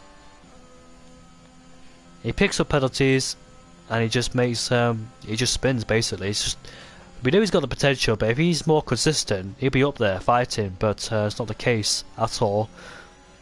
It's Mercedes versus Williams so far, with the Aston Martin down there in P5. Steve Raw Gamer, incredible performance by Steve. Oh yeah, ISO Knight, he's lost downforce due to his broken full wing. He's under pressure from Harvey Lee's. Should be an easy move from Harvey because you can see the flashy light on the back of the Alfa Romeo's car. Yep, easy move from Harvey into P12. He's focused on getting some points because Harvey's done a 2-stop strategy, soft, medium. And he's been overtaken by Total Pease as well. In fact, he's going to fight around the outside, but he doesn't have the grip to do so. So he stays in P40. He's got Dewell, who is definitely going to overtake him with a brand new set of softs compared to those mediums and a broken front wing. So it'll be less likely that he'll hold him up. They go side by side. Dewell has to go off the track there, and he's moved himself up into P14. Pease on the back of Harvey Lee's. Both Ferraris got knocked out in Q1 and they're down in P10 and P11, so both Ferraris getting some points on their hands in P10 and P11, so they've both done a good job so far, just like in Britain. And Het Bompje is right behind Nathan for P6. We'll keep an eye on that battle. We've got We've got a battle for first, second and third. We've got a battle for... Look at that. Total P's going to go down the inside of Harvey. We're going to try and go around the outside in the next corner though. Harvey's not giving this one up. He doesn't want to go on the curb because it will destabilise the car just like that. But we've got a battle for P1, P2 and P3. P6 and P7 are going at it. P10 and P9. P10 and P11, sorry. And Ice and Peas is overtaking Duel. That's Ice all night going to the pits. He doesn't fancy running around on that on a broken front wing. P stays behind Harvey. Quite a few battles going out on track, but hopefully we'll see a move for first and second soon. When will Jeroen Visser make a move? If he remembers last year, he'll wait for like lap 25, 26 or 27. Save up. What Jeroen needs to do is save up ERS, stay behind him for a few laps, then make a move. That's what he needs to do, just like AJ last year. That's exactly what AJ did. And here comes Pease there to Harvey, trying to break the slipstream. And yeah, that was an easy move from Total Pease to go down the inside of Harvey for P13. The two Ferraris are scrapping for P10. And Head Bompier. These two, Head Bompier and Nathan, have been going at it all afternoon, or all evening, shall I say. Been putting up a good scrap, these two. It must be said, what a good recovery drive from Nathan, because Nathan started, he got knocked out of Q1, he started P17, and he's up into P6, so it must be said, what a good recovery drive from him. And I think Nathan has DRS, because he's just got it off the back marker. Yes, he does. Nathan has the DRS. It was quite clever on Nathan to slow down a bit to get the DRS, to protect himself from Head Bompier. Head Bompier's got more ERS compared to Nathan. AJ is not closing in on the battle for P1, 2 and 3, so looks like it's a three-man race at the top. Then we've got a battle for P6 between Nathan and Head Bompier. iNemo rejoins in P16 on a brand new set of softs. He's in P17 because Krishna's just jumped him in the pit lane. Will Head Bompier make a move down the inside of turn 8? Here he comes. Will Nathan defend? No, he won't. He stays in his line, and here comes Head Bompier down the inside. Nathan's going to go around the outside, trying to fight back under braking. Has the inside line for the next corner. Go side by side. Who gets a better exit? They both get equal exits. Now going up towards the hill. And Head Bompier is ahead of Nathan Booth, but good effort for Nathan to try and stay ahead of him. Just didn't work out though for him. But here's Duval on the back of the Ferrari. There he is. Total P's side by side with the Ferrari. And here comes Duval down the inside of the Ferrari as well. No, he doesn't. He stays behind him. I thought he was going to make a move into the right-hander.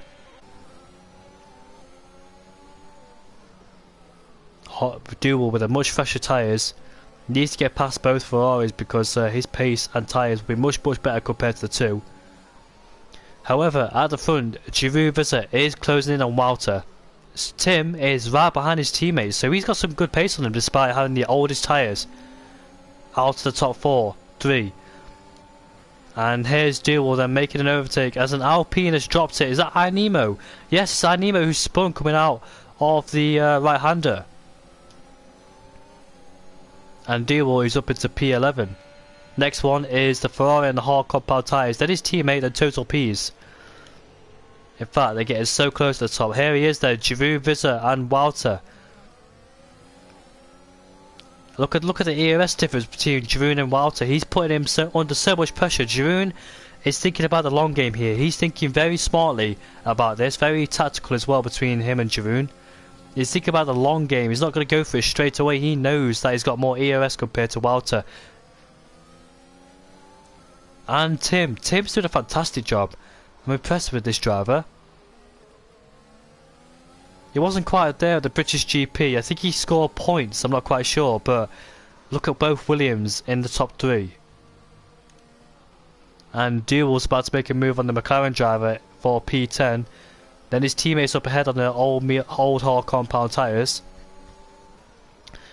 Oh yeah, what also is crucial is that none of the top 3 get a penalty.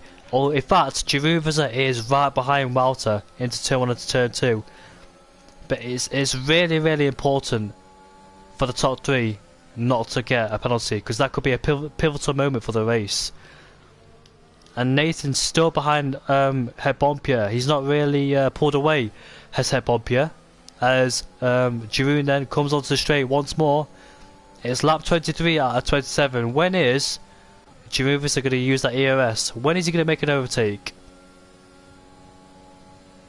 He doesn't want to leave it too late, and judging by the weather, it could rain again, what Harvey Lee said in the chat earlier on. So if it does rain, it could compromise his chance, because it's much more harder to overtake in the rain unless you've got more grip. But here comes Nathan on Het Bompier. Down the inside goes Nathan, and he's made his move on the Alpha Man for P6. So those two had a good old scrap for P6. And to Griff, it's fighting with both McLarens. Deal will down the inside of DC. So T. Griff made a move on the McLaren driver, and Harvey Lee's getting out of shape. Here comes Troy A, the Ferrari on the McLaren, on the Red Bull. Deal has run out of ERS. What about Troy A? T. Griff, sorry. He's in P9, he's got barely any ERS, same with Dewell. And Krishna and Rudy are going at it for P15 and P16. Oh, what's he doing? That was quite odd. He's got a puncher! Wow, how old are those tyres? Those tyres are 14 laps old, ladies and gentlemen. 14 laps old! And somebody else has got a puncher. I think he's got a puncher. Has he got a puncher? I'm not quite sure. He's going slow. Has he lost his front wing? I'm not sure. But Rudy has got a puncher. Wow, 14 lap old medium compound tyres have got a puncher. They're both coming to the pits. This tells me that, look at the grade on those tyres. There's 3 laps left to go. Tim's tyres are 16 lap olds. If he gets a puncher in the remaining stage of this race, oh look at that, it's raining. Right, Giroud Vizza has to get this done. Overtake done as quickly as he can, otherwise his chance is over, because it's hard to overtake in the rain. He needs to get this done. Has he left it too late? Could Tim get a puncher? I'm a bit wary that Tim could get a puncher, because Rudy's tyres were only 14 laps old anyway. His tyres are 16 lap olds, and he's been pushing as well, has Tim. That surprised me, having a puncher on those 40 lap old tyres, as Harvey Lees picks up a time penalty. While the DRS is still open, it's really important for Giroud to get past him. You don't know how heavy this race could be, and while you've got the ERS on the tyres and the DRS, you need to get past him as quick as possible, otherwise your chance is gone.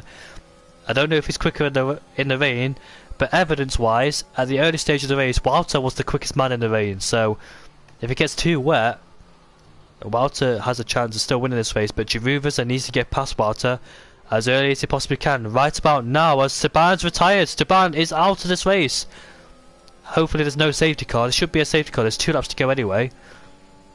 And Walter's using as much ERS as he can, but Giroud needs to make this move done as quickly as he possibly can. And here he comes, then the overspeed he has. He's going to go down the inside. No, he doesn't. He doesn't send one like I thought he'd do, but he needs to get a really good exit coming out of here now. Trying to overtake him. There's yellow flags. Are they past the yellow flags? I think they are past the yellow flags, so they can still continue racing up towards the hill in this right-hander. Walter has run out of ERS. Giroud sees. Oh, I thought he was going to spin there. And they go side by side now. Giroud, he's going to retake the lead of this Grand Prix. Giroud played it smartly and tactically to save his ERS and go for it. In fact, he hasn't run out of ERS. It's just flashing light at the back of the car because it's wet, isn't it? So my mistake from there.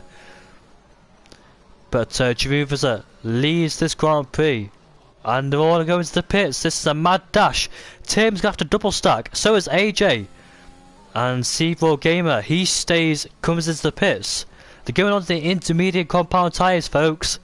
The inter tyres are being used. DRS is disabled. Everybody is in the pit lane. Except Total P's, of course. I always knew there's going to be one person still out there. But Total P is going to lose out a lot because those medium tyres are not going to make it. Everybody is in the pits as into the lead goes Total P's. As imagine if it stops raining and Total P's just wins this race. Giroud Vizza does not need to risk his move on Total P's as they go side by side now into turn 3. Giroud Vizza retakes the lead of this race. There's Walter, needs to get past Total P's as quickly as he can. He's going to go round the outside into turn 5. Makes the move stick. And Duel stays out there on the soft compound tyres. Tigriff stays out. And Harvey Lee stays out. Tim is fighting with the dry slick runners. Here comes Tim. Tim, don't risk it, mate. You don't want to risk it. You don't want to risk it. Don't get a penalty from this. Nah. You don't want to risk it. You know. Oh, he has to give the place back. It's a legal overtake. But Tim, you don't want to risk it. No, don't risk it. Go down the inside like this.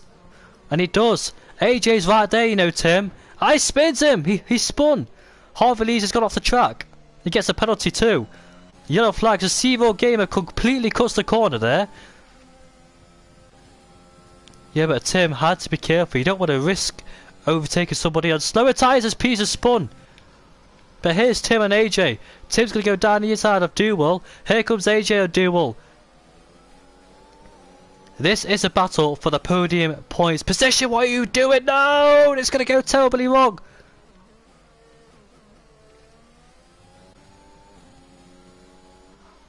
What an end to this race. As if Giroud don't make any mistakes and doesn't get a penalty, he will win. Ahead of Walter, but Tim's under pressure from AJ now.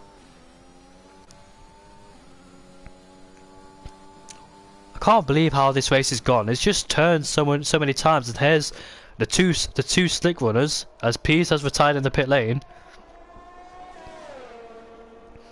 Harvey Lees and Duel are going to get overtaken by the intermediate runners as C picks up a 3-second time penalty. Down the inside goes Duel on those soft compound tyres. Maybe one stop was worth it. As Duel does a good old switcheroo. Side by side they go through turn 3. McLaren versus Red Bull. Harvey Lees stays ahead of Duel. They're going to get swallowed up by the intermediate runners because look at that. Here comes DC on the Ferrari. Griff stays out there on the hard compound tyres. I can't believe this race. It's just took so many turns to events. Look at Sevo Gamer struggling on those intermediate compound tyres. Nathan's got past him. Head Bompier's got past him. Sevo Gamer is struggling in these conditions. He's just lost 2 positions in one place. Has he got any full wind damage from the contact with Duel, I wonder? Yes, he has, judging by that, unless he's taking too much speed. Sevo Gamer is going to drop down if he doesn't be careful, but here comes the McLaren driver of DC on Harvey Lees and Duel. Too easy. DC up into the poised paid position. And here comes Troye on the McLaren and Red Bull. Oh dear, Giroud Vizza's won the race ahead of Walter. Here comes Troye taking 2 positions. Here he comes on Harvey Lees and Duel. Next across the line will be AJ. Nathan Booth will finish in P5. Head Bompier in P6. Sevo Gamer in P7. And DC will finish in P8. What a drive from DC there. Look at them crawling around on those dry tyres. Harvey Lees and Duel. Hopefully they get swallowed up by Mark, which he won't. He's too far back to make a move anyway. Troye will finish in P9.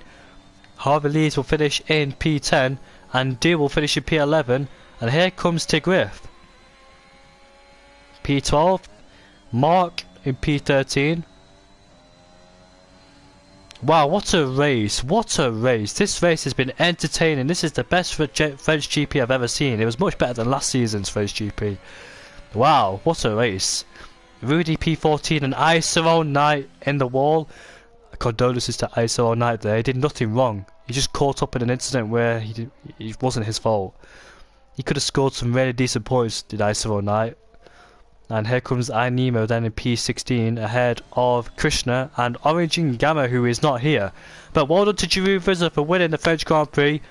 Your podium sitters will be in the party. Just bear with me for a few moments.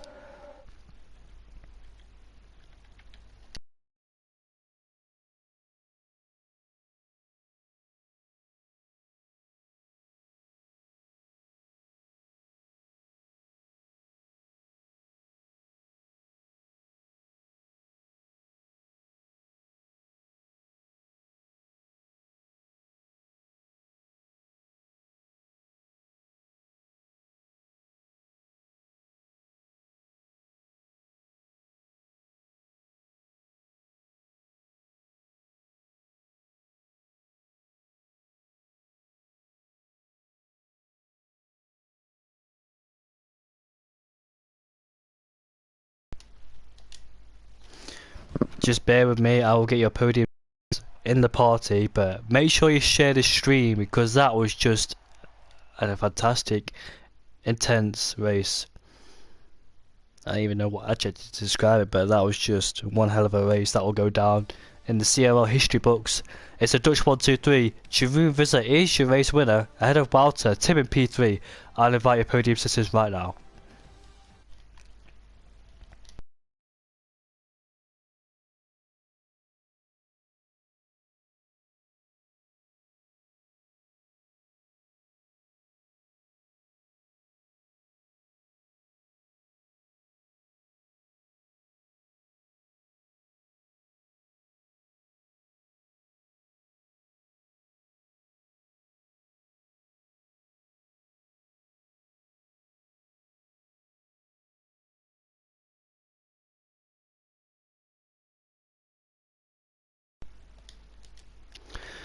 Yep, your podium sitters are in this race. I mean, are invited to the party, so we'll hear from them soon. But that was just one fantastic hell of a race. Here's one of them. Make sure you share the stream, by the way, because plenty was going on in this race. You don't want to miss it. And Tim, it's your first time, mate, so can you put your voice to share, please, mate, if you know how to do it. Hoe gaat het?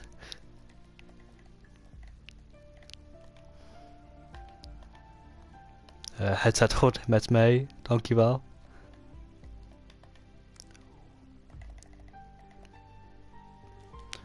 So you're in the Williams, aren't you? Yes, you are. Yes. Just waiting for the other two, Jeroen and Wouter.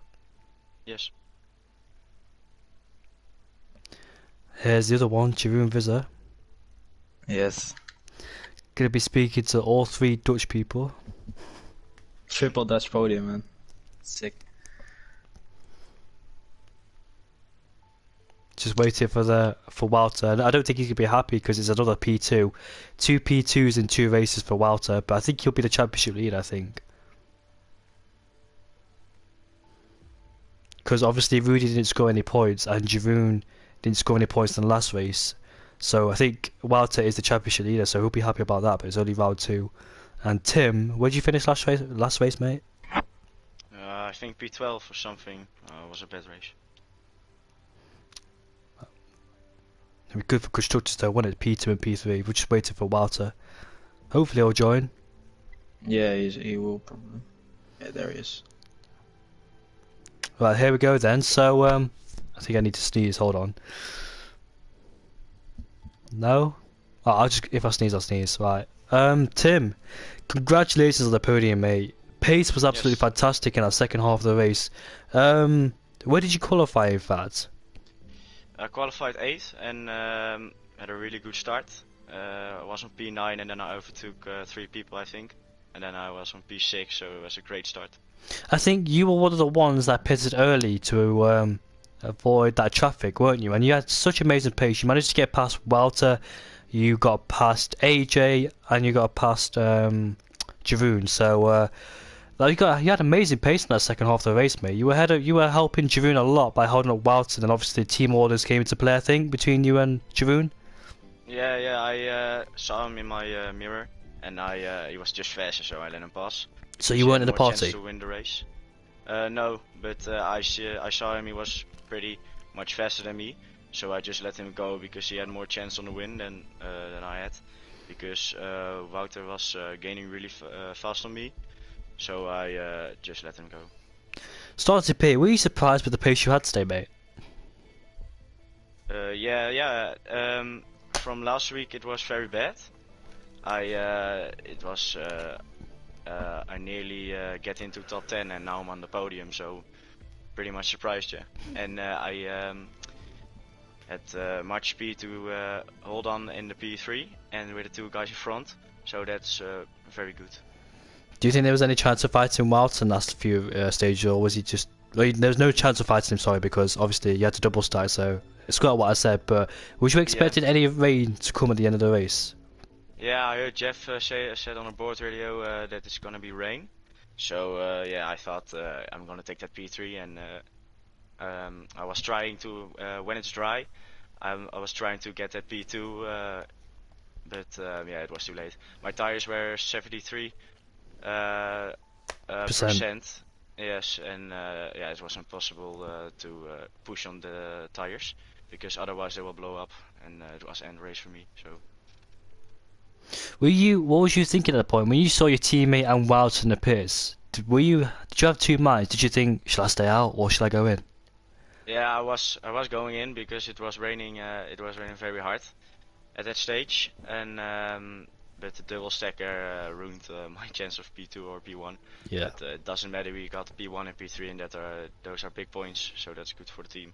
You made the right choice because people who stayed out lost a hell of a lot of time. No joke Yeah, about yeah. that. But your pace was amazing today, mate. Nice to see you up there with your teammate as well, fighting for the win. Yeah, really nice. So, are you looking forward to the next race? Yeah, with this pace, I'm looking forward because Jeroen is very fast, and I'm getting a lot better now, so I'm looking forward to it. Yes. Is France one of your favourite tracks, or do you just like it? No, I just like it. It's not bad. It's not my best track, but it's alright. That's good to hear, mate. I'm really glad to see you up here with your teammate. Good job, mate. Yes, thank you. Walter, I know you lost out on the win, but you do lead the championship, so you must be happy with that, aren't you? Yeah, it's a bit of a double feeling. It's good to be leading it now, but it's after the start, I knew I was on the back foot after starting on like worn softs. Did you know that Jeroen was gonna overtake you at the end of the race? Did you have that in your head, or was you thinking? I was waiting for it because he could have overtaken me like way earlier already, but it's smart to do it at the last few laps, and I think he timed it perfectly by overtaking me just before the rain came out. Yeah. So yeah, I think that he timed it perfectly. Were you confused why Rudy wasn't there? Did you hear about him losing his front wing? No, I don't know about Rudy. Were you in a party with him? No. Rudy lost his front wing when he came out of the pits, so therefore he was no longer in a fight between you guys. No, but I don't want to talk about Rudy today because I think I almost retired by him. Oh. He made me spin, half spin, catched it. Do you want to talk about that start, because that was an amazing launch and you almost leading into turn one, mate. Yeah, I knew because of the wet weather, I knew people were struggling, so I just tried my best to get up the rope, and yeah, it worked. Would you say that was a weird race on your end? Were you confused with the strategy? Not really. I kind of want to pit a few laps later, but I was in. I think if I did another lap, I would have had a puncture. But with the rest of the race, it was pretty predictable. I'm sure 2 P2s. You don't really you're not really happy about it, but you still lead the championship, so that's something, Walter. But aiming for P1 next time, mate. Yeah, home race, so I kind of have to do it. So Netherlands then. I bet all three of you are looking forward to that, aren't you? Oh yeah, top 3 Dutch podium. Moving on to the race winner, Jeroen Visser, Yes. my guy. Fantastic, mate. Absolutely fantastic. You timed that perfectly, because let's just say, let's say you didn't overtake Walter on that lap and that rain was coming. Did you think you could overtake Walter on track with the rain, or do you think he was a bit too quick in the rain? No chance. In the rain, it's way too hard to overtake. So when it started raining, I knew, he knew, of course, that he had to defend it fully. So he used all his ERS as well, but the DRS was so OP, so I could close up. And then my heartbeat in that overtake side by side on the slicks in the rain was a bit sketchy, but yeah. If I didn't get that move done, I wouldn't have won the race. You did what you said last week when you said you were coming back stronger, and you did, mate. So you did yourself a massive favour there, and it's a big recovery drive from Britain into, mate. Yeah, I had a really shit week last week. All race went a bit wrong, and then I just wanted to come back stronger for this one. practiced and it paid off. So yeah. I bet you were you a bit nervous at the start of the race because you dropped down into P4. So what was your mindset then? What was you thinking?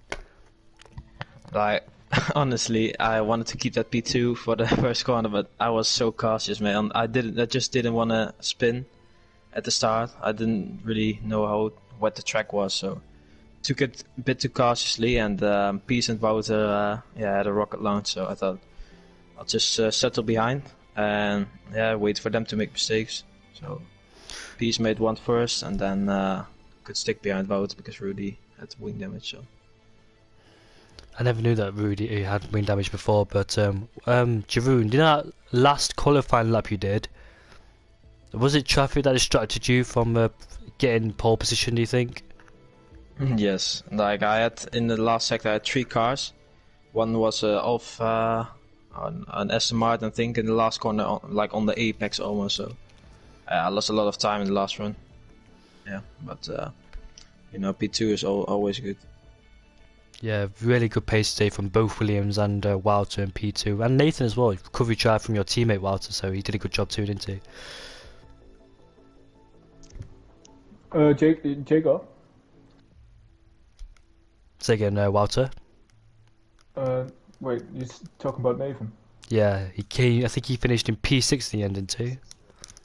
Oh, Jacob is my teammate in the Merc. Oh, I thought you were in the Haas, were you? No, I'm in the Mercedes. Oh, were you in the Haas last week? Oh, that's Rudy. No. Nah, never mind, that's Rudy. Yeah, I was so confused then. Yeah, your teammate AJ is also helping you because he finished in P4, didn't he? So it's Mercedes versus Williams, isn't it, really? With a Haas there too. Yeah, really good points for the team. Williams won 3. Easy. The unlucky double stack, but yeah. Congratulations from all 3 of you. And Jeroen, are you looking forward to next week as well, mate, with your home GP? No, because it's a shit track. Zandvoort, no, I don't like Zandvoort, but I'll make the best fit. I'm looking forward to it purely because my teammate has shown some good pace as well, and I hope we can both score some good points together. But the track itself, I'm very bad at, so yeah. Things are looking better for you, aren't they, mate? Yeah, this is some positive energy I needed, so let's move on to the next one. From that break from last season. Yeah, it was a bit shit end to the season, but now get some good points every race and try to catch up to the P2 merchant. Well, congratulations, Jeroen, for the win. Wouter, P2 again like you did in Britain, but hopefully you can go one better next time. And Tim, first time on the podium, mate, proud of you. If you're still there. Yeah. Congrats on the podium in P3, mate. Yeah, thank you, mate. I'll see you all next week at 8:30 at the Zandvoort Grand Prix. Yeah.